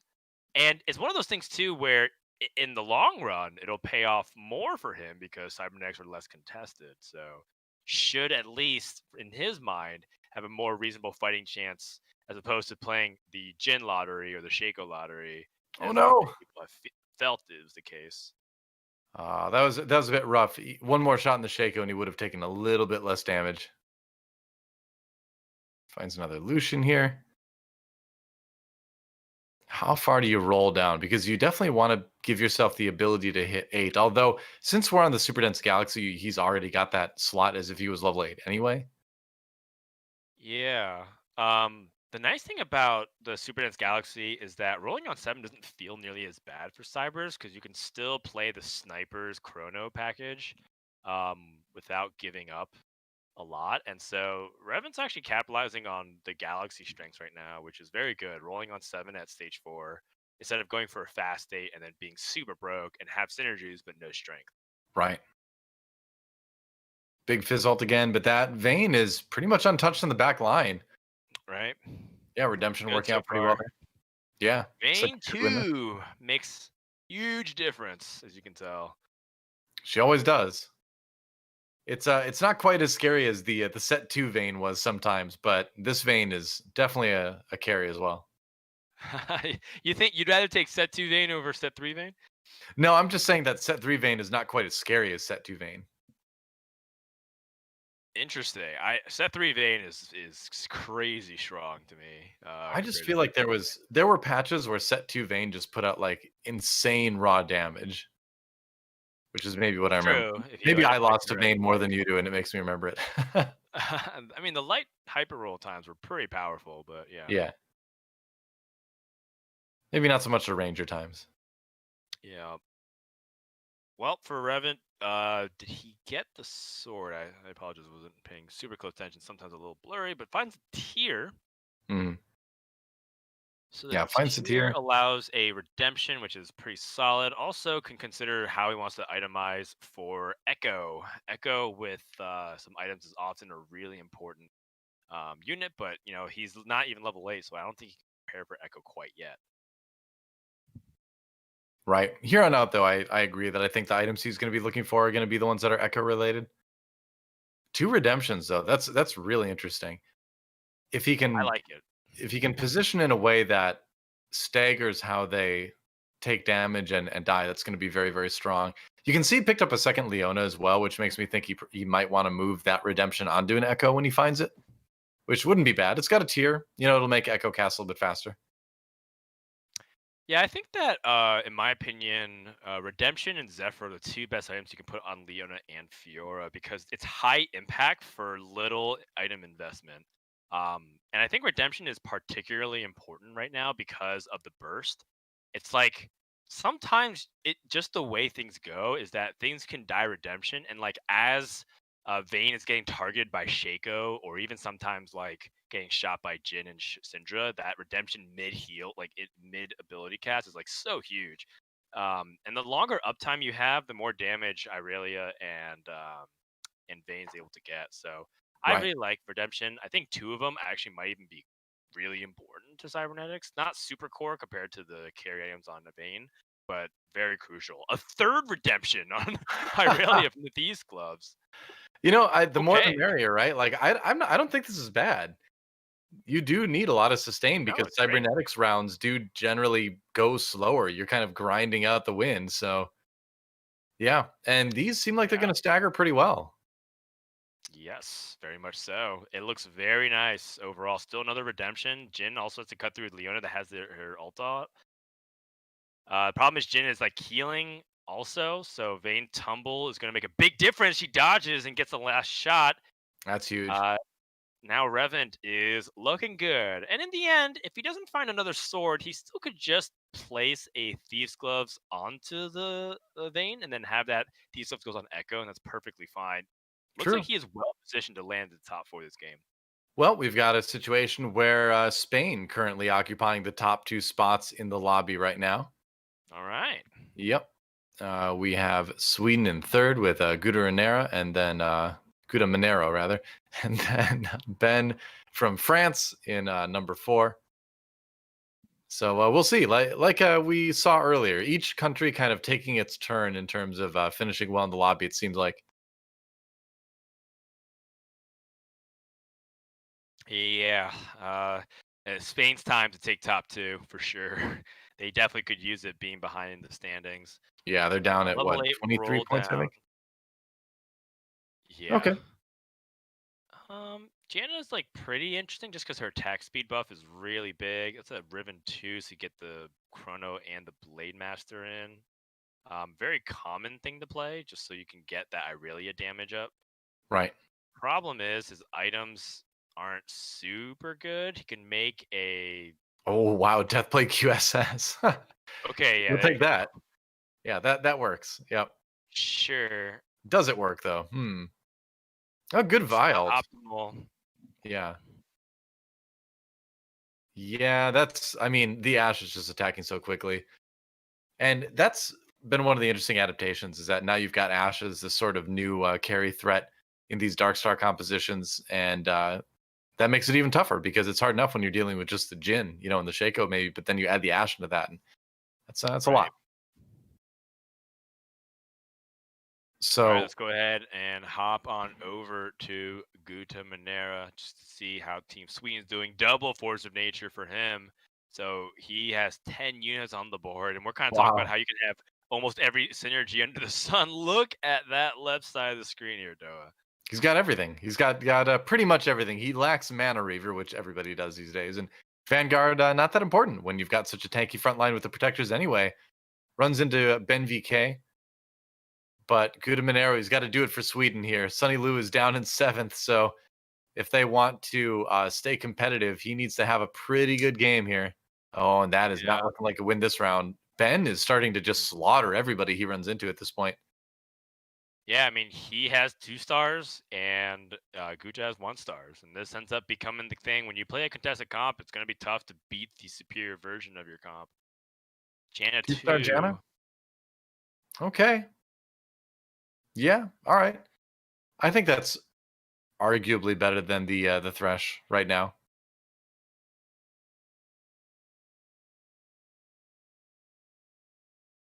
Yeah, he doesn't have Star Guardians though, which makes Janna a lot weaker in terms of how often she can cast. But at the same time, it's not like he's putting mana items on Janna just yet, anyways. So I think the real big difference maker might have been exactly what we just see, which is that he had a Zephyr floating. He was just a little bit slow on it and was not able Yep. to get that off to influence the fight.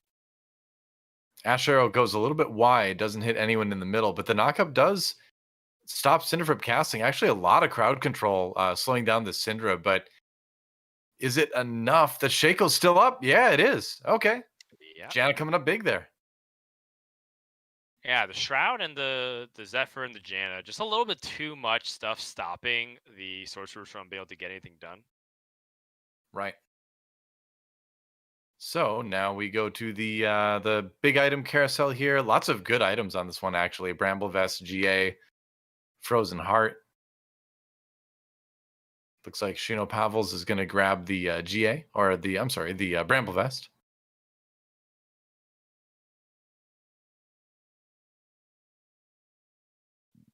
Yeah, if I think from this perspective, if you're a Gutta, you're pretty much just trying to recover your ego and try to 2-star everything. Like the quality of his synergies are great. The problem is that he's playing a lot of 1-stars of a bunch of units. Yeah. So just needs to find the 2-star, finds a Karma, finds the Ash, and still holds Jin Fizz. Oh, interesting. Pretty nice shop. He's gonna, yeah. All right. If you pull in one of the fizz, that's great. Well, it's more that I think he really wants a death cap onto Karma. I think he's identified that he's not going to go Shaco carry. A lot of times it's pretty greedy to hope that you can get Shaco and Jin to both carry.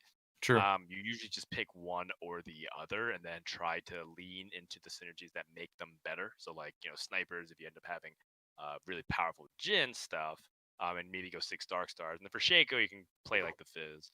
In this case, Shaco has like Frozen Heart and the Shroud of Stillness. So I don't think like Fizz is nearly as important if you're playing that style.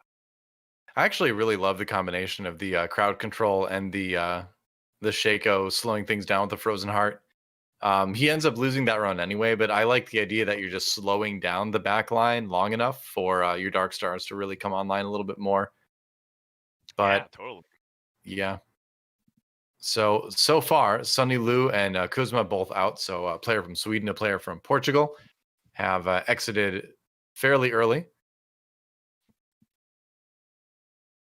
Yeah, the positioning here is a little bit interesting because the exact thing you mentioned, which is the Shaco dynamic. Also, like Karma's Zephyr is a lot weaker because her positioning choices are a lot more limited than it is without having that Zephyr onto it. So it looks like Gutta is just trying to piece together a top 4 finish. That's kind of what is being told to me through his gameplay. He doesn't really feel like he can get top 2, so at best he's probably trying to squeeze into 4th, if he even can. He's getting cut up by the cybernetics build.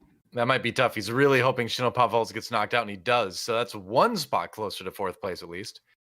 Just Right. needs to hope that Reven gets knocked out as well. Bramble Vest. Okay. Decent tanky item. That's not very helpful for sorcerers. Infinity Edge there. Dragon Claw nice against sorcerers. Bramble Vest is funny because sometimes when it comes to Jin battles, having a Bramble Vest on your Jin can be a little difference maker that ends up giving you the edge.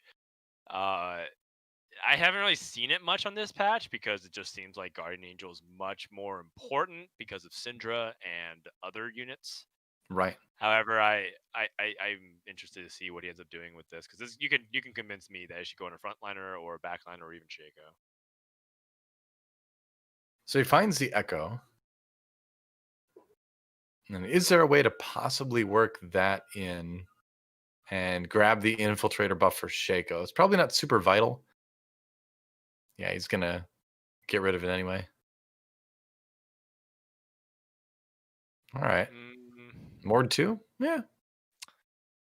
The It's not thing in, about though. Mort 2 is that he would have to give up his Jarvan to do Yeah. so, and Jarvan kind of activates his Protector, which activates the Celestial with Xin Zhao. It's just a little bit like too tightly sewn together. If you would, it's not simply like replace 1-to-1, even though a Mort 2 is better than a Jarvan. Right. Maybe. I mean, it's got more HP at least, but Jarvan just seems so good Right. right now. Yeah. Yeah.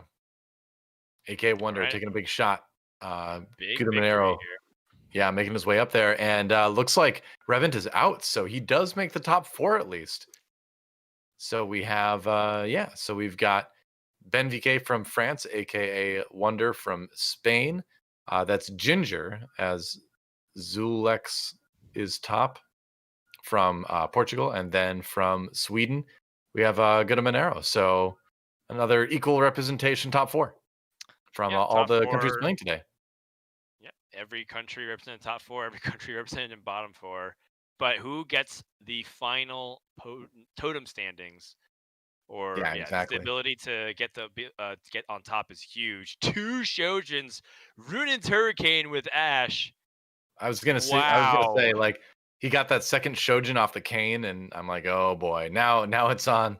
So many Ash arrows. That Jin is just not getting to shoot.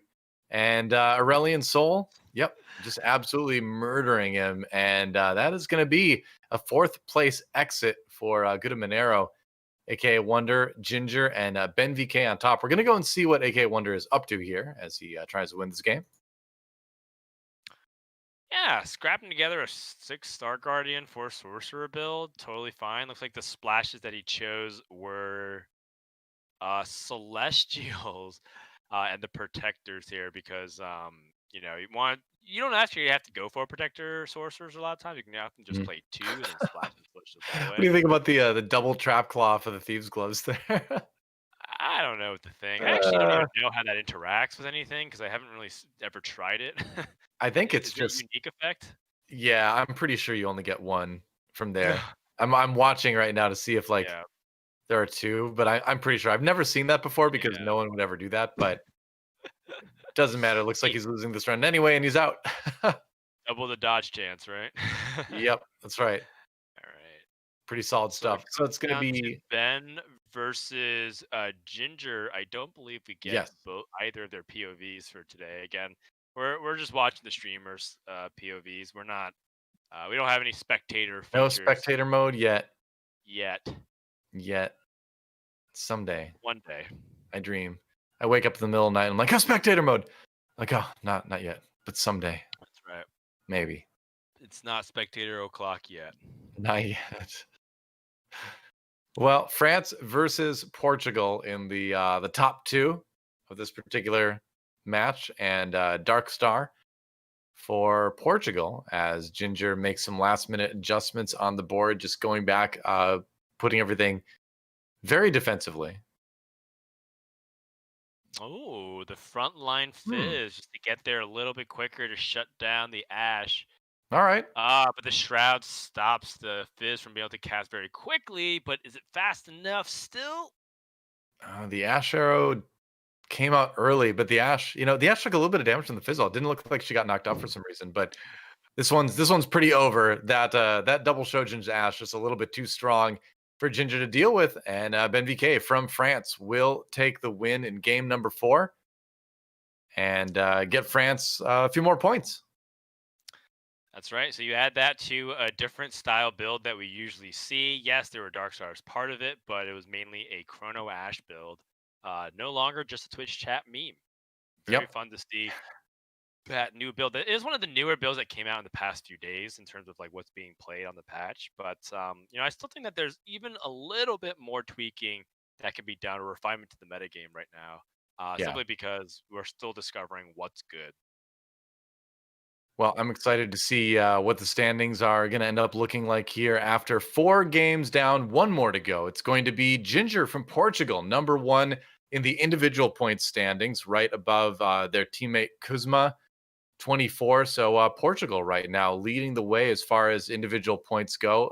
BenVK with that win jumps up to 3rd at 23. Going to put him 1 ahead of the 222 players, Sunny Lu and AKAWonder. and so on and so forth from there. So national point standings.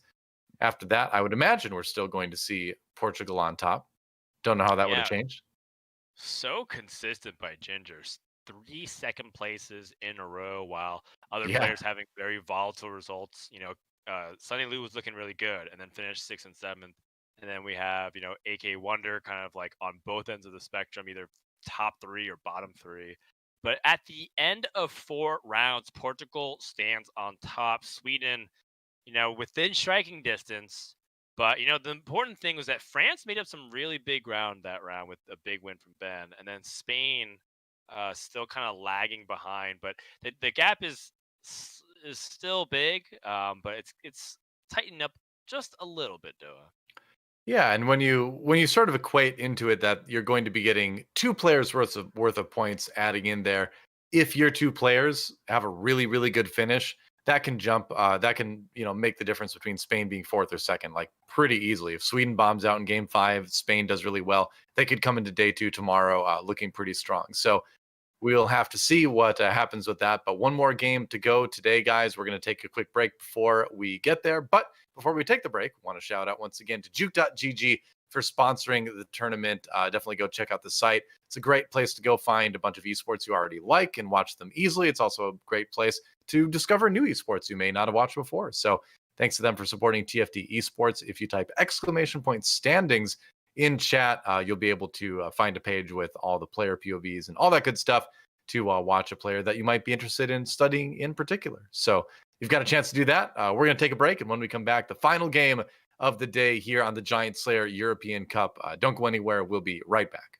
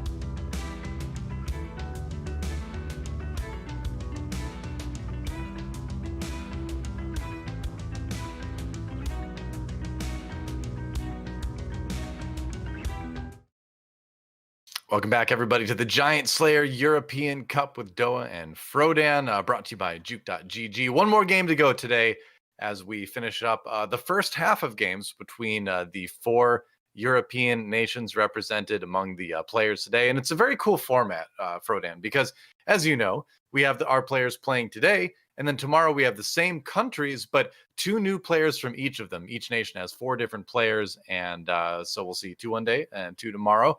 But the results have been interesting so far. Portugal swinging out to a pretty big #1 lead. Sweden right there with them. But coming into today, looking at the names on the list of players, I would not have expected Portugal to be on top. And that's not a knock on Portugal. That's just saying I didn't know a lot about these players, and it's cool to see them do so well. Yeah, it's great to see them both do well individually in competition and see people kind of support them. People in chat very passionately cheering on their fellow countrymen, or perhaps they're just fans, I guess, of Portugal. Hey, why And not? it's been really fun to watch that kind of really shake out and develop in terms of Ginger's consistency. But Kuzma kind of having some really nice games outside of that 8th place in game number 4 Right. has been overall very solid and steady. And also, as much as we've been kind of talking about Dark Stars and Jarvan doing well, we have seen like a decent amount of builds do well today. It does kind of include similar core units, right? Like Jin's making his way into a lot of the winning compositions, but even if he's in it, he's not necessarily the carry.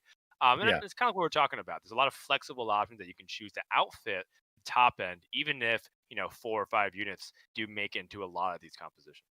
Well, I know for sure one thing I want to play some games of later today is that Ash build, because I haven't tried that at all yet, and it looks really good and it looks really fun. So I'm gonna have to learn that one. Yeah, that's right. So, overall, I think that it's been a pretty good first day of competition. Spain's definitely kind of been struggling a lot more ever since AKAWonder's first win. Hmm. And it's largely because AKAWonder's doing okay, but Reven is lagging behind along with Shinopavel. Reven right now at 12 points compared to Shinopavel at 15 compared to GuttaManero at 20. So there's a pretty big gap there between the bottom two and the rest. If Right. Reven can end his day with a really good victory or get close to it, Spain might be able to at least salvage it and make a chase for 3rd place today. Yeah, I'm psyched to see too what galaxy it's going to be, because we've seen some interesting stuff as far as players adapting to different galaxies, most notably the dwarf planet galaxy, and we'll see what we get here. It is looks like trade sector. Okay, so reroll galaxy for the final game of the day. Re-roll Galaxy. So on this Galaxy, it's not going to be a surprise to say that re-roll compositions do a little better. They do. 6 Blade Master Zaya is often something that I'm immediately thinking about. And it's always fun to play that composition because you get to watch some real crazy stuff happen. And because I just like watching, the Blade Master fight go down because you can outfit a lot of them as your carries, which is going to be great. Yeah, pretty much. So what's it going to be for Sunny Lou? Starting things off with a couple Zayas. All right. Gets a cloak and a couple Zayas. Has that Graves already, but you'd imagine that Rod will get popped off onto something else fairly soon. Or you could just make a Graves too. No, he's not going to. Okay. Wants to preserve the ability to be more sort of flexible with that item, which makes a lot of sense. Poppy pair in the shop now. And so early on in this galaxy, one of the things that you really want to try to get is pairs, because you know that a lot of people are going to have a good amount of pairs. So if you don't, you're going to be taking some losses early. And unless you're intending to lose streak, it's something to kind of be aware of.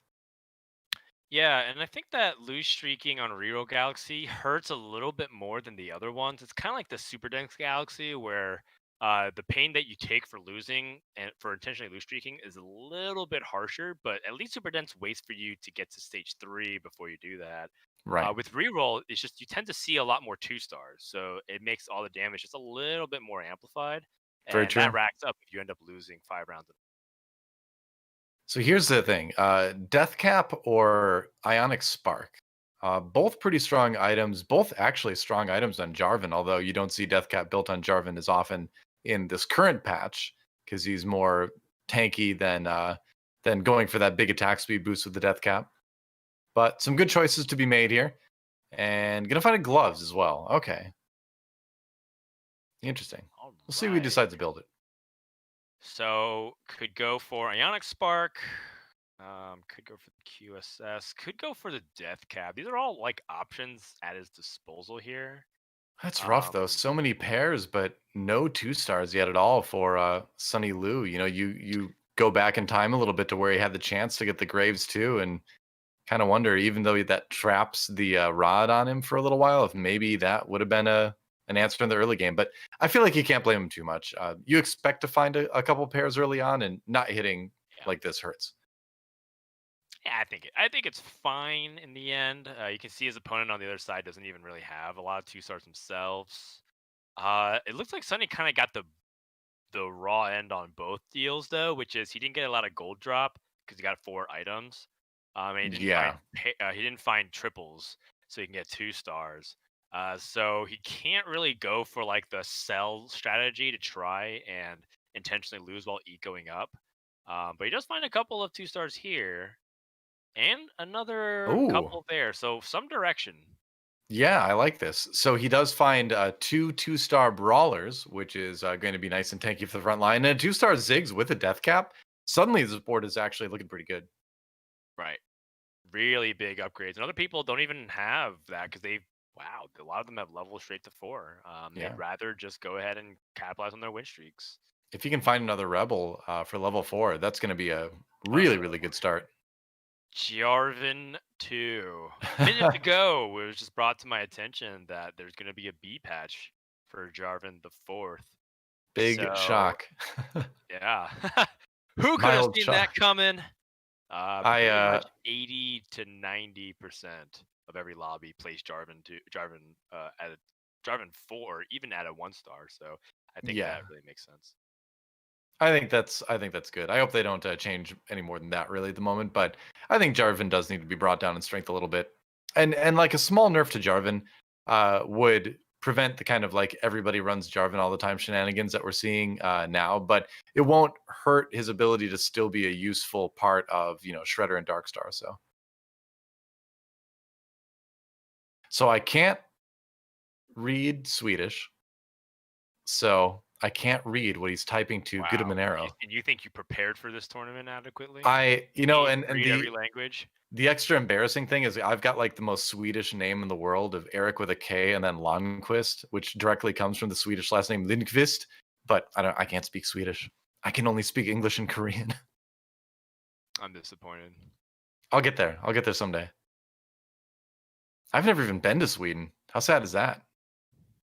That's really sad considering that you've been part of the esports industry. I know, right? Decades It's just now. yeah, it's been a lot of random things where when I had opportunities to go to Sweden for esports, there was always something going on that I couldn't get out of. But someday, Yeah, maybe a dream hack or something, who knows? Yeah, that's pretty much it. DreamHack and some kind of like DreamHack inspired events, like some Yeah. like majors. Let's go visit my my buddy Semler over there. He's living there now. Or again, I should say. Miss Semler. Anyways, heading back in, it seemed like they were talking mainly about Syndra, like like doing these kinds of things and planning around it. If you have certain items for it, Sunny Lou has the death cap, so if he just goes for the tears, he ends up going for another glove. These gloves. Okay. All right. I'm down with that. Yeah, and that makes sense. You don't have that other tier, so you can combine immediately. It seems like Sunny wants to start winning immediately again because he snapped his losing streak. You know, the funny thing, okay, so he does find rebels to possibly add rebels into this. You could also just put a Thieves Gloves on Rumble and just play a little demolitionist package there. Like demo rebels maybe or something. I'm curious to see what he's going to decide to do with this. He's really thinking about that Rumble. It seems like the choice is between demo and rebels here. I actually wouldn't even mind leveling and playing Rumble. I know that's kind of like what. Actually, he's only won one time.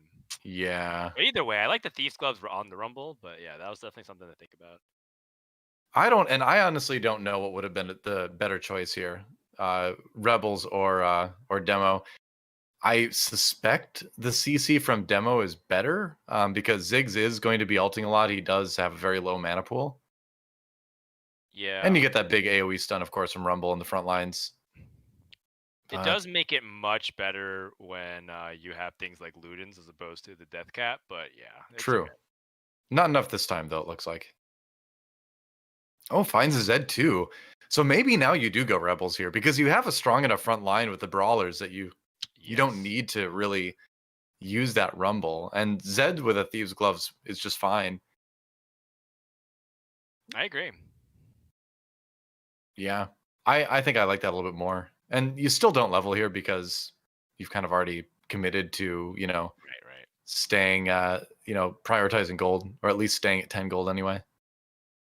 Yeah, it doesn't give you access to anything significant by pre-leveling here. I guess he could if he wanted to pre-level before it, but holding on to Ashe and to Caitlyn is also very good. Yeah. Just to give you a sniper's opportunity. I think one of the big things that is good to prioritize to do as you go into Terror Bursters is to leave yourself as many options to react as best as possible to the items that you get. Because a lot of times it is the items that drop from Terror Bursters that really determine the direction of your mid game. And so if you have a lot of stuff on your bench and you're still above 10 gold or above 20 gold or so, it lets you make the best choices coming out of it in 3-1. And I feel like when I watch pro players on when I watch them stream, I see more players go wider in Terror Bursters than I did before for that reason.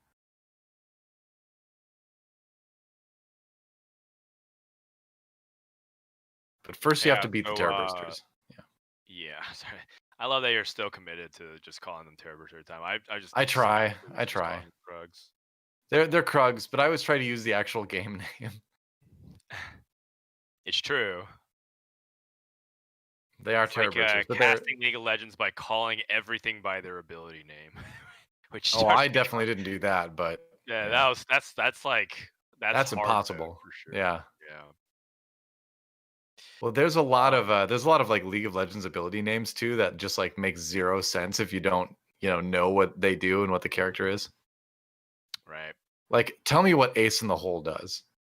It can suggest a lot of things, but what does the ability actually do? Yeah, it's You true. don't It know. actually sounds like a Twisted Fate ability, not a Caitlyn ability. So. Exactly. That's a good point. Either way, we're hopping on to Reven's perspective, who is favoring an early cybernetics opening. Seems like that's what he found success earlier with, and he also has that early Infinity Edge on Vayne with a second glove to turn into a Last Whisper, which is very good. If you can find that and find Vayne 2, you'll be big chillin'. The question also does become that I wonder if cybernetics is a composition that wants to roll more on 6. I know that 7 is the Hmm. sweet spot for a lot of the cases, but sometimes it feels like if you wait till 7, you roll, you don't get it, you don't have that power spike you're looking for anyways, and then you just kind of fall off.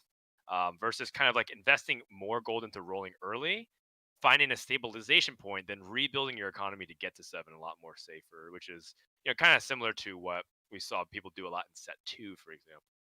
I would agree because where the priority isn't on Echo anymore, you don't need Echo to get the 6 cybernetics buff online anymore. I think putting more of a priority to getting strong on 6 is important, especially because that's when that's around the time, the later stages of the mid game, or around the mid game, where a lot of other comps like Dark Stars are starting to really get strong, where people are hitting their early gins or putting a couple items on Ashe, right? So a lot of times cybernetics, it seems like, will fall behind if you don't prioritize getting stronger right then. So I like that.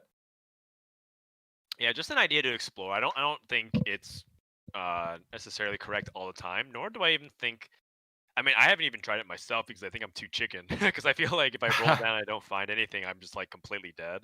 Sure. And I don't really get to play Cybernetics super often because it feels like I'd rather just play Dark Stars a lot of times or try to play snipers. It's fair enough. I've been playing it more often lately than I did in the past, but because I never liked the waiting for Echo game, that always like tilted me every single time. I was like, oh, this seems like a good Cybers game, and I just wouldn't hit Echo. But now that you don't have to hit Echo, I've been playing it more. Yeah, it's great. It's definitely something that's important, right? Because if you make a 6 synergy really powerful, then you kind of have to you balance it by how hard it is to obtain, so they have to constantly evaluate risk versus reward. But if Right. you only make 6 units, and becomes like this thing where it does feel like this decision making is rather simplified, which is roll it down and pray that you get it. Mhm. That ends up becoming too linear or too binary. So I agree with a lot with what you're saying. Yeah, looks like things Speaking are going of pretty well for him so far. yeah, I was about to say, speaking about hitting versus not hitting, we have one Blade Master player coming out from Shinopavels. And maybe that's something that Shinopavels can do to climb back in, because I feel like part of the advantage of Blade Masters is that if it's uncontested, it feels like a very safe top four comp. Well, it does Just its because it damage really so punishes quickly. weak. Yeah, and it Yeah. it like completely dumpsters any composition that has like 1 stars in it, versus like a lot of other compositions, like even the 1 star dark stars, it feels like it crushes it very convincingly. So because you have 3 stars and they have 1 stars, but then like the moment they hit their 2 stars, it's like, oh, okay, well now you're just as strong as me and you crushed me. So it Mhm. feels like a really good like we immediately weeds out anybody that's trying to play a contested composition that's taking a little bit long to get online. Yeah, it is definitely a kind of a it feels like kind of a niche comp right now, but it's one of those things where it's like when it hits, and when you recognize that you've got that as an option, if you take it, you're generally going to be the only person going for those units. So, ooh, early thresh for Reven. That's exciting. All right, yeah, go up to 4 chrono. I like it. Pull some Yes, fun for stuff off the Chrono. bench. I think Yeah. you were telling me about this though. Before, Chrono seems to be like, rising in popularity as a mid game option. Before it kind of had been, but like now it seems like actually like something you should be thinking about a lot, especially if you end up playing like Ash builds or Cybernetics. Well, it's kind of like the past returning, isn't it? Where like 4 chrono early on in set three was, what a lot of people were talking about as being, a very, very strong way to play. But that's also back when chrono gave you more attack speed, right? This just gives you the same amount more often. But yeah, I think a combination of the unit strength changes and just chrono changes seems like a solid mid game. Definitely not used as much as a lot of the other mid games right now. Yes, that's right. So, I think that for Chrono, I think part of the reason why is because the Chrono units all individually have some pretty good utility, right? Like Ezreal's great, Wukong's great, Thresh is awesome just because you can Yep. pull that stuff. Caitlyn's very useful both for her tags and her ability in the early mid game. So it just feels like completely reasonable to do that. And then you splash an Ashe to get her the attack speed, and then you put Shojin, and all of a sudden you have like a top 3 position. Yep. So, I think that overall it's like a really good synergy to keep an eye out for, because even though they're individually like sometimes like mediocre subpar, you put them all together and it works really nice. As we see him fight AKAWonder and do pretty well. I think another thing to add to that, maybe one last point with the Chrono thing, is that we're in a meta now. If you think about it, where you've got Dark Stars, you've got Vanguard Mystics, you've got Syndra comps, right? These are all comps that take a while to ramp up before they really start doing a lot of their damage. And so when you play something like Chrono, where you're immediately going to be doing more damage faster, a lot of times you can just blow those comps up before they have a chance to recover in the mid game. So yeah, I think it also specifically takes advantage of some of the maybe weaker moments of some of the top comps right now. So I think it's cool. I don't know how long he's going to stay on this, but I think it's a nice mid game adaptation. Yeah, that's right. So, I mean, it was a thing that people play a lot back when Cybernetics was first kind of like making its way as a dominant composition in Galaxies when it first launched. But yeah, it's Yeah. nice to see it make that comeback. I also think that you can totally just play this throughout Stage 4 if you get Vayne too. Like I think there's a lot of like, oh, I need to find like the Aurelion, the Echo, but you can still totally just play 3 Cybers for a little bit of time. Wow, Probably. a 4-1 level 8 and a roll. That is aggressive Wow. play. Well, he's got to get stronger on board, right? Because his items are so awkward.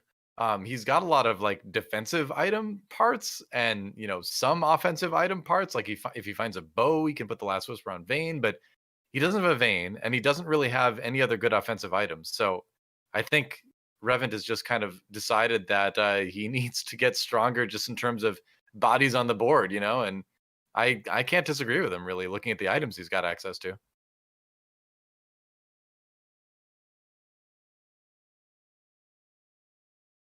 All That right, Ari. so looks like he's gonna be able to take out the front line, but not really deal with the back No. line in time. Ari carry still pretty reasonable at this early stage of stage 4. Yeah, if it's a 2-star Ari, you probably don't want to make that swap until you find your 2-star Syndra.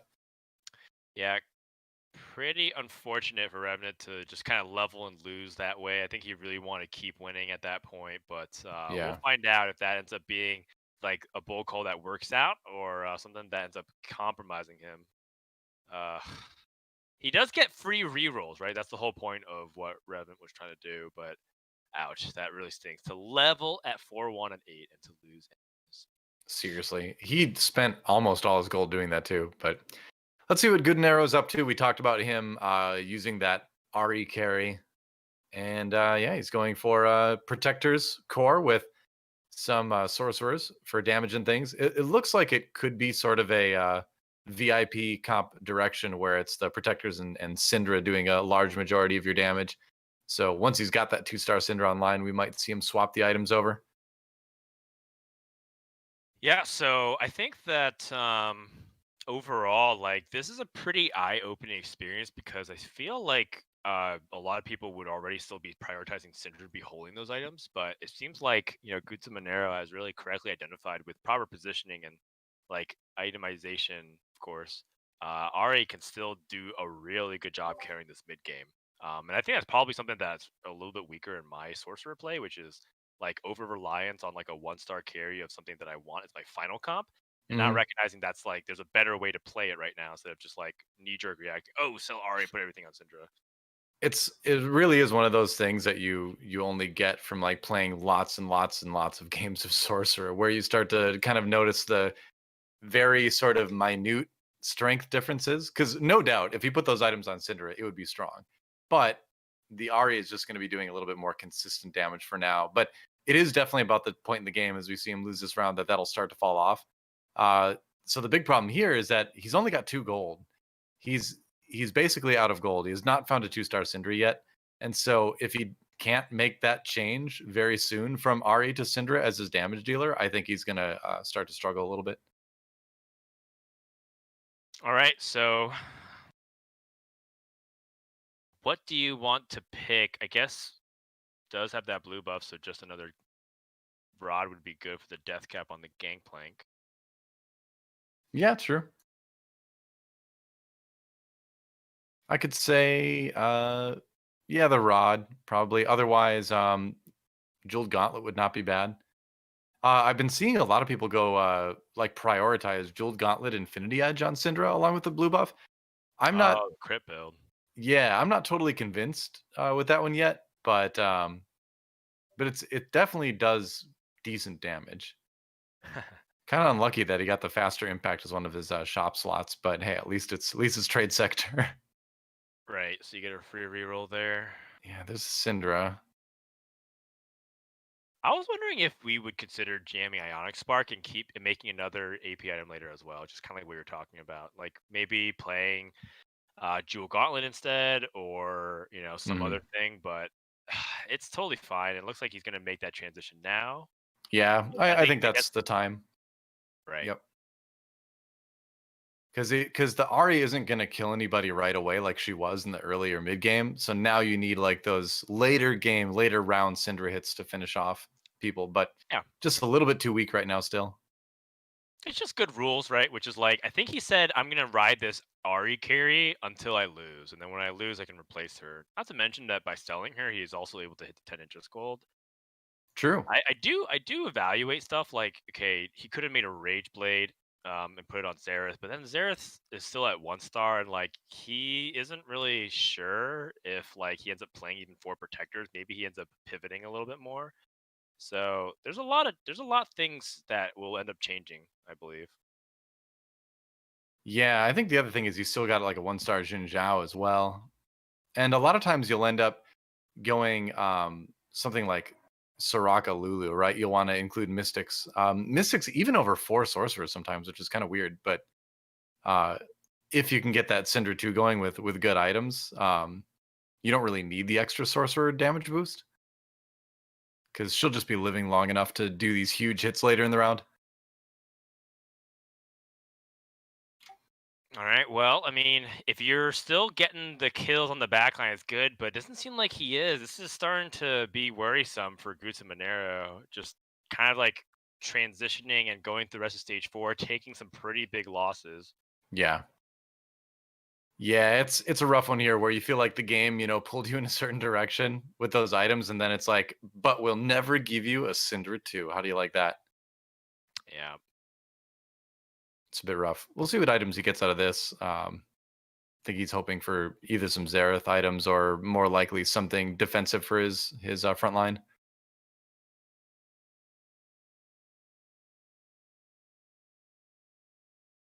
Well, I mean, right now in this position, you really don't know necessarily how much to get better. This is kind of the problem with Fort Protector, I feel, which is like you look at it and you're like, okay, I have Jarvan 2, Nico 2, Rakan 2. Like, is my front line not good enough? And the answer is yes, but it's not because the quality units are bad, or it's not necessarily because you don't have like 2 stars or anything, but just it gets kind of outmatched. It's not enough to hold off the pressure, and your damage isn't really good enough in the back line to compensate for it. This is exactly the fall off that we kind of come to expect from the 4 Protector Sork builds, which Yeah. we're kind of talking about. Well, he definitely got stronger there at least, in terms of going to 2 Mystic with the Cassiopeia and the Soraka. There you Now that he's got 2-star Syndra, we'll see what he can do. That Xerath doing a decent amount of damage from the back line. Although it did go. get slammed by the Vibe, but if you can get one more cast off with that Syndra right now, no, it's not going to be enough. No, not even Yeah, close. Ooh. it looks like it's reasonable, but like you said, a power spike, and then it still didn't do anything anyways. It's Hmm. just one of the things that I really feel like this composition has tumbled from or fallen from grace pretty dramatically in the past few days. Uh, it's just kind of silly because I've had this experience several times, which is okay. I got stronger. I leveled. I rolled. I 2-starred. I finished items. Like my carry is like online. Shouldn't I be like good in this position? And then it's like the answer was like no, a big resounding no, which was very concerning from when I was like playing it. Yeah. It's interesting because there's some little things to kind of consider. Like this comp really, I know this is going to sound silly, but this comp really does better with a Syndra 3. Which again, like a lot of people want Syndra right now, right? So it's very difficult to get a Syndra 3. But if you can, that's definitely one of the win conditions for it. And on a map like a trade sector, you want to be extra diligent about your scouting to see if you have that opportunity, right? Right. Another thing is uh the place as he, again comes close, but not close enough to winning this. But another thing to really kind of consider, 1 HP, is that you might want to move your Cinder up a little bit, actually, over to like the right side behind the tank line, and that prevents things. That prevents things like getting hit with a Vi that's on her way to hit the Xerath from happening, because you don't have like a QSS or anything like that. So you have to really watch out for the CC. And it feels like most of the CC right now is in the back lines.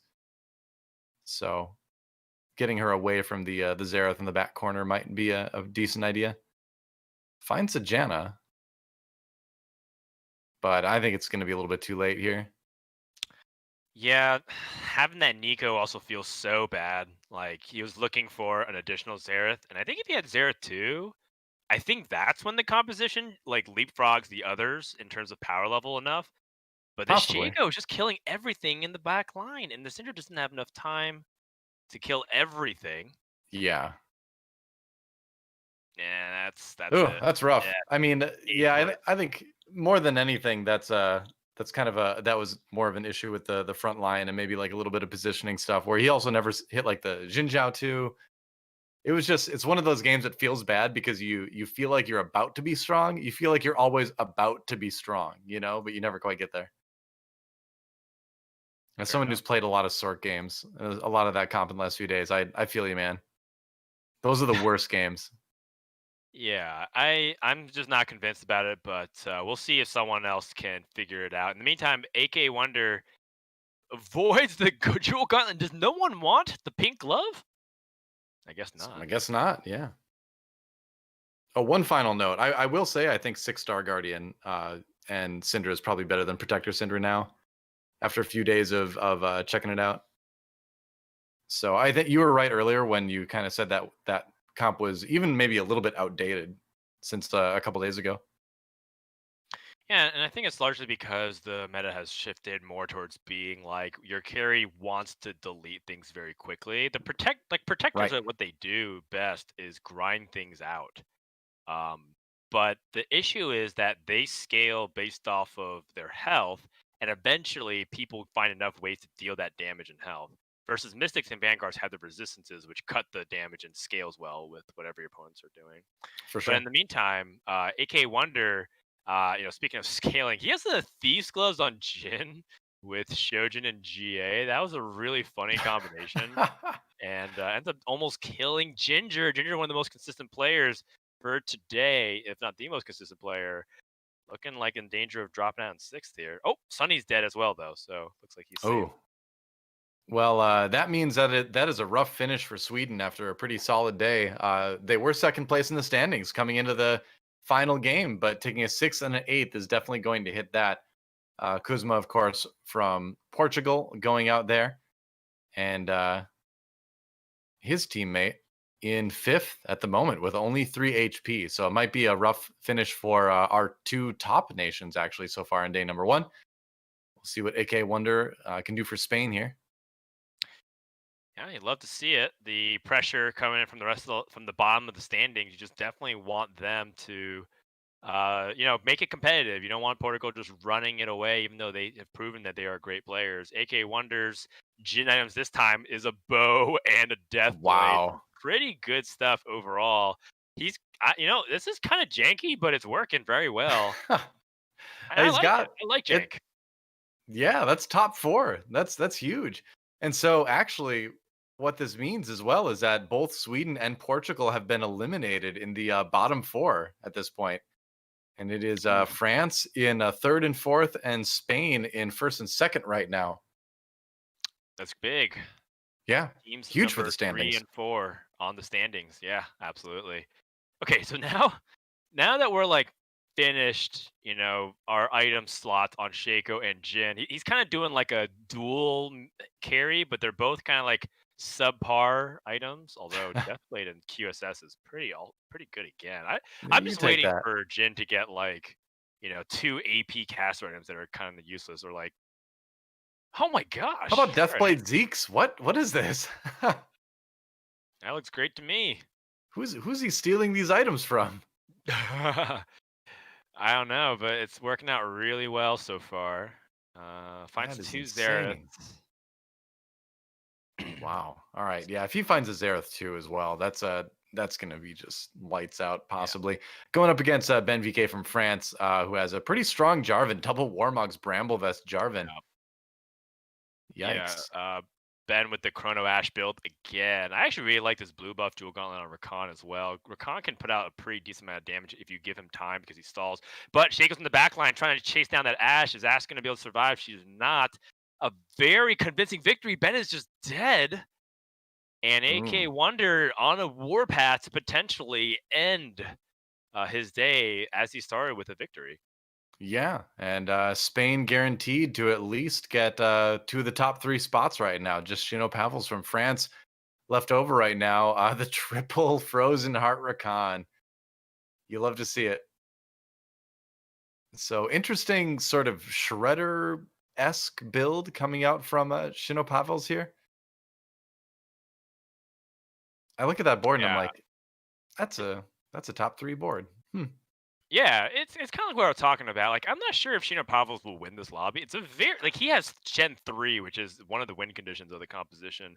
Yeah. But he doesn't have like a damage item for Zai, which I think he's been looking for the majority of the game. Right. That does end up becoming an issue. Like the Zai is like stuck forever on Jarvan, and now the Oh my rest of the composition gosh. is finally caught up. So I What don't is know if it this? actually wins, but it's still looking like it's hanging in there. That Gen 3 did a lot of work. Oh, so close. He did it. What is this comp? Six Blade Masters?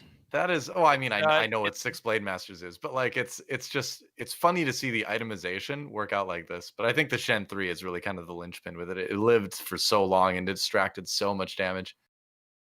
Yeah, it's really good, and the thing that's like encouraging is that it's doing well even without like the optimal itemization, Yeah, that's because really interesting. it's kind of important to have Zaya have the good items because you need her to sustain a bunch of your damage throughout the mid game. But with Shen 3, with Fiora in 3, with triple Frozen Heart, I mean, it's kind of a meme, but it's also like really effective because the Frozen Heart ability stacks with each hex. Right. So it's just basically hitting a huge area. And yeah, he's gonna be able to beat Wonder even harder this round, What? actually. Oh Wow. wow. I am Shinopavels. I mean, I don't want to feel like I'm super shocked, but I'm pretty shocked actually. I like it though. You don't see too many people go for the meaty 3 Mm, frozen heart recon often. That's a new one for me. yeah.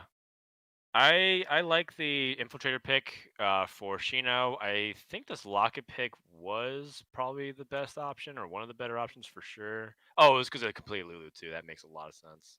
Yeah, that helps. He finds a Zareth Actually, too. Zera too. So, oh my god, look at these gloves items on Jin. What? And Are he's you still kidding losing me? too. I That's the know, crazy but part. that's great. That's wild to me. Yeah. That's absolutely wild. Should be Uh, very good. There is a bramble vest on the other side though. So there is one oh no, I was thinking of somebody else.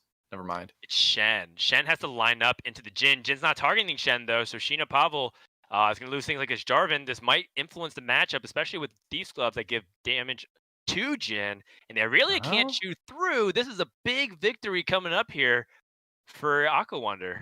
Yeah, this time around, the Shen was crowd controlled a lot before he was able to finally ult, and that allowed Wonder to do a lot of damage before that Shen ult came down and finished people off.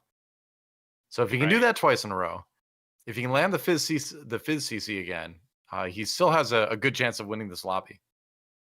Oh, what? Giant Slayer Runaan's Hurricane? I don't even get it.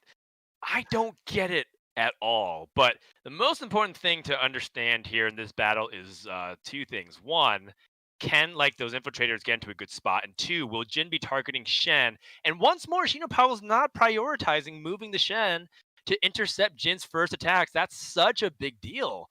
And now the Rakan's on the wrong side, not really slowing down people. And oh, but the Jin gets jumped on, and it's not going to be Oh, enough. now it is. Now the Rakan's going to be slowing people down.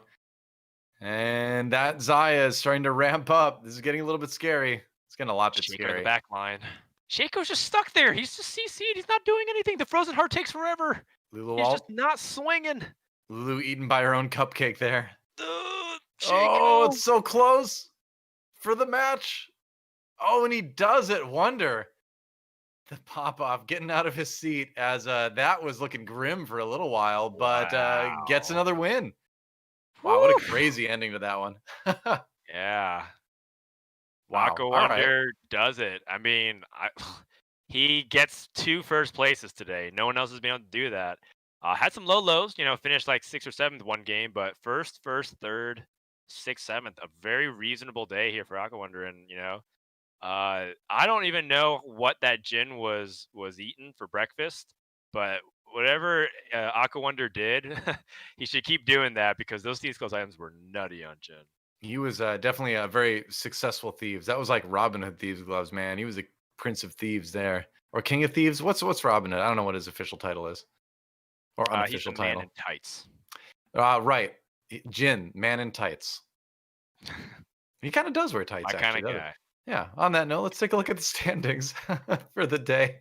It is going to be AKAWonder, of course, with those 2 first places taking number 1 in the individual standings. Ginger from Portugal, close behind at 30 points. BenVK from France at 29. Kuzma from Portugal as well at 26. A very close set of numbers all the way from pretty much first and through 7th. Just Reven kind of languishing a little bit down at 19, but he did manage to take 3rd in the final game, and that's certainly going to help out Spain in the final standings, as we did see the bottom 2 nations get the top 4 spots in our last game. Right. Great job by AKAWonder to end the day number one. Revent, honestly, even though he finished 8th place, was only a couple points behind 6th and 7th. So True. pretty tight, all things considering. And, though we've casted enough of these point standings TFT tournaments where it looks like it's like competitive between 6 people, and 7th, 8th are like, entirely too far behind to ever like even matter. But this looks relatively well distributed. Yeah, I would say so. It's a really interesting sort of breakdown for the first day of team competition that I've seen in TFT. Let's take a look at the Right. national standings. Overall, Portugal still on top, 56 points, 10 points ahead. Actually, wow, I didn't expect the lead to be that big over Sweden, who still maintains second place, but now it's very close between Sweden, France, and Spain. Yeah. I don't know if this is accurate, I was actually. I gonna think say, that yeah, is I'm missing that two things. AK is Wonder that 100% has updated? 32 points, and Yeah. Revenant should not actually have.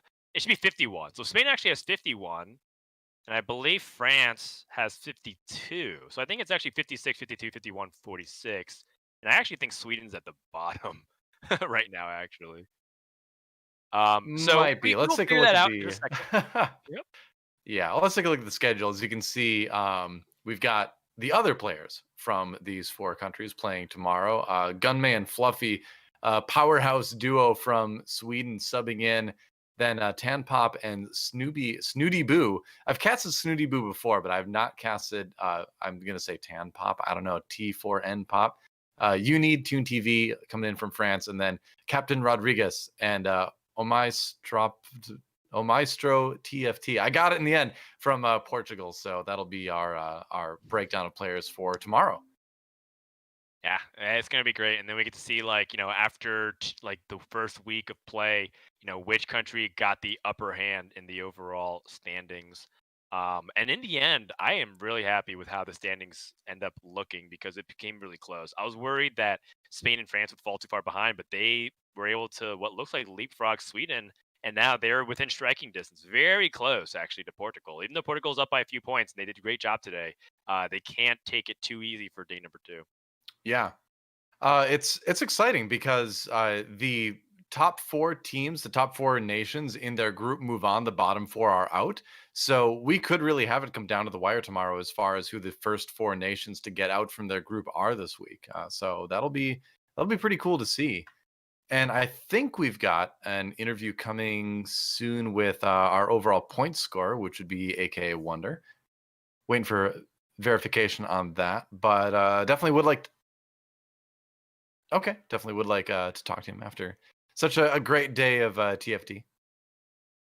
Sure. I'm pretty interested by the patch that's also coming, the B patch. I believe B patch comes on Wednesdays, which means that it'll be just in time for the Cloud9 tournament, as per usual. But we'll figure out Yes. how exactly it affects everything in just a couple of days. Jarvan looks like it's getting nerfed. It looks like they're buffing Jinx at first glance as well, which also is intriguing to me. Yeah, that is interesting because she doesn't seem to be underperforming. She doesn't seem as dominant as she was before, but certainly not I would say a weak champion right now. So we'll see. I'll have to take a look at those notes and draw my own knee-jerk overreacting conclusions after the show. And then be very aggressive about them on social media, the usual. Yes, we'll see how everything goes on. There's no official changes. I think people are just analyzing what the data is on PBE. It looks like Right. Jarvan gets an attack speed nerf, and they're experimenting with a Jinx attack speed buff to try to compensate for it. So Hmm. we shall see. I hope what it doesn't Interesting. do, and actually is I hope Jarvan's nerf doesn't kill off other compositions that might want to use Jarvan, like Right. the Blade Master builds. I think that'd be pretty sad if that was the case. Yeah, I agree. Or some of the protector builds, or even dark stars. It'd be cool. Looks like Yeah. AK Wonder is trying to connect right now, but it's taken a little bit of time to do that. We are making international connections here. Oh, there we go. Can you hear us? Yeah. AK Wonder, are you Hello, there? hello. Yes, I can hear you. Hey. All right. Hey, congratulations. Top points for the day. You did it for Spain. How does it feel? Thank you.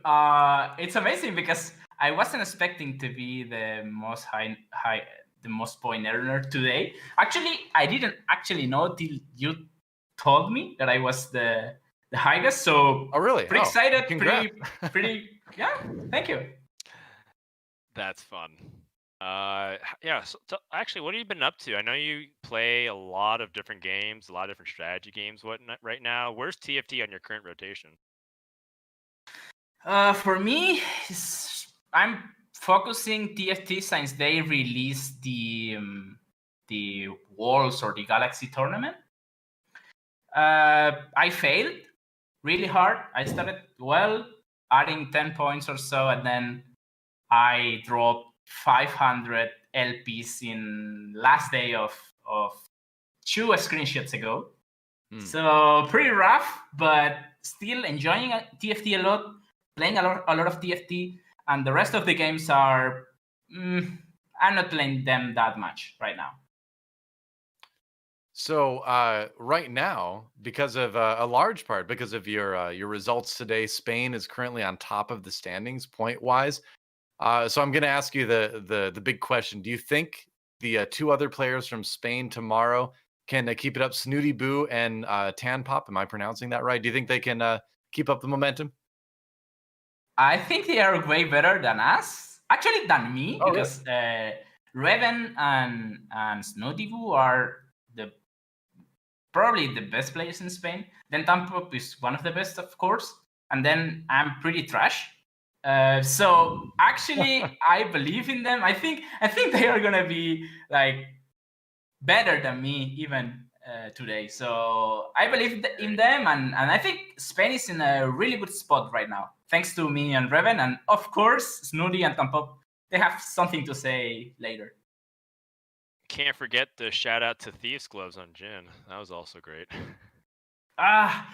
Sometimes in Dark Stars you wanna Shaco is your real carry, right? And then Jin has to carry his like items that no one wants, but still, I don't know. And then I never know what to do with gloves. I end up playing Jin without gloves sometimes. I don't know. It's like I never know what items are better for Jin than for Shaco. So when I play GA, I want to play it on Shaco instead of Jin, and so on. All right. So what do you think about the state of the game overall right now? Are you pretty comfortable playing Dark Stars? Would you be preferring to play it a different way? Give me your large scale state of the game sort of speech right now. For me, it's so much fun to play Vanguard Mystics because it's a slow composition. Your opponents are dying slowly, and that's super fun for me. But I try to adapt to the meta. I don't know if you see that I tweeted about the Jarvan nerf a couple of minutes ago. So from Riot. Right. So they're gonna do something about it, and that's cool. Because even if I enjoy or I don't enjoy a particular meta, I really enjoy adapting to every single lobby because that's what makes a good player, I believe. So, and right now I feel like I can't adapt, even if I find 3 Jinx in a single shop. I'm not gonna play Jinx. So, and that's a problem, right? Wow. So hopefully we'll have a different meta soon. But still, I enjoy playing TFT, and I enjoy playing Dark Stars sometimes, even though it's probably my worst composition. The less I play it, at least. All right, looked good enough to me today. Thank you. So a bit of luck, a bit of sorry. A bit of thieves. Oh, that's fine. A bit of thieves gloves luck as well. Any final shout outs before we end the interview here? Of course. Shout out to everyone who tuned in my stream and also in every stream, actually. Also to my teammates. They were supportive in my chat, and it was fun. To my teammate, of course, Reven today. He played amazing, and he did some cool calls when he got eliminated. He did good part of my first win, because he said I should change to 4 mystics, and I did it to win. So that was cool. And also my team, of course, for supporting me through my competitive career. Well, you've gotten a great start so far. And thanks for joining us for a post-match interview breakdown of your awesome day of games. And we're looking forward to seeing how Spain does tomorrow. Thank you so much. See ya. Yep. Have a good one. Thank you. All right, ladies and gentlemen, that was AKAWonder, our points leader for the evening. And just an all-around great player, well-spoken, given Spain a lot of points. And we'll see if they can continue the momentum tomorrow and make it out as one of the top 4 teams. That's right. Spain did end up having the best individual performer, but we had Portugal end as team number 1 after 1 day of play behind Ginger's super consistent play. And of course, Kuzma adding in a lot of important points. They were the most well-balanced duo in terms of the results for day number 1. But as you mentioned, or you heard from AKAWonder, maybe tomorrow we'll have the true ringers come in. Gunmay and Fluffy come in for Team Sweden, right? They're probably the most dynamic duo out of all of the pairs in terms of prominence for the English speakers. But there's a lot of talent, as we've seen today, that have yet to rise up and really stake their claim as a TFT's top player in Europe. Yeah, I love this. It's the drama of the team-based stuff. It's the pressure of continuing the good performance that your other countrymen showed, or possibly fixing things where they didn't go quite as well. But it's going to be a really, really tight race tomorrow either way to see who comes out on top of the standings. It's going to be a lot of fun. Before we close out the show, we want to once again thank Juke.gg for sponsoring the GiantSlayer European Cup. If you type ! standings in chat, you'll be able to find all the info for the tournament. And then juke.gg/TFT is a good place to go to find all the TFT info you really could be looking for as far as the competitive scene goes. And once again, thanks to them for supporting TFT Esports. I'm losing the ability to speak, so it's probably a good time to end the show, huh? All right, let's wrap it up, though. It's been a great day. I think it's time. All right, thanks, guys, for watching. We'll be back again tomorrow with another set of 5 games here on the GiantSlayer European Cup. We'll see you then.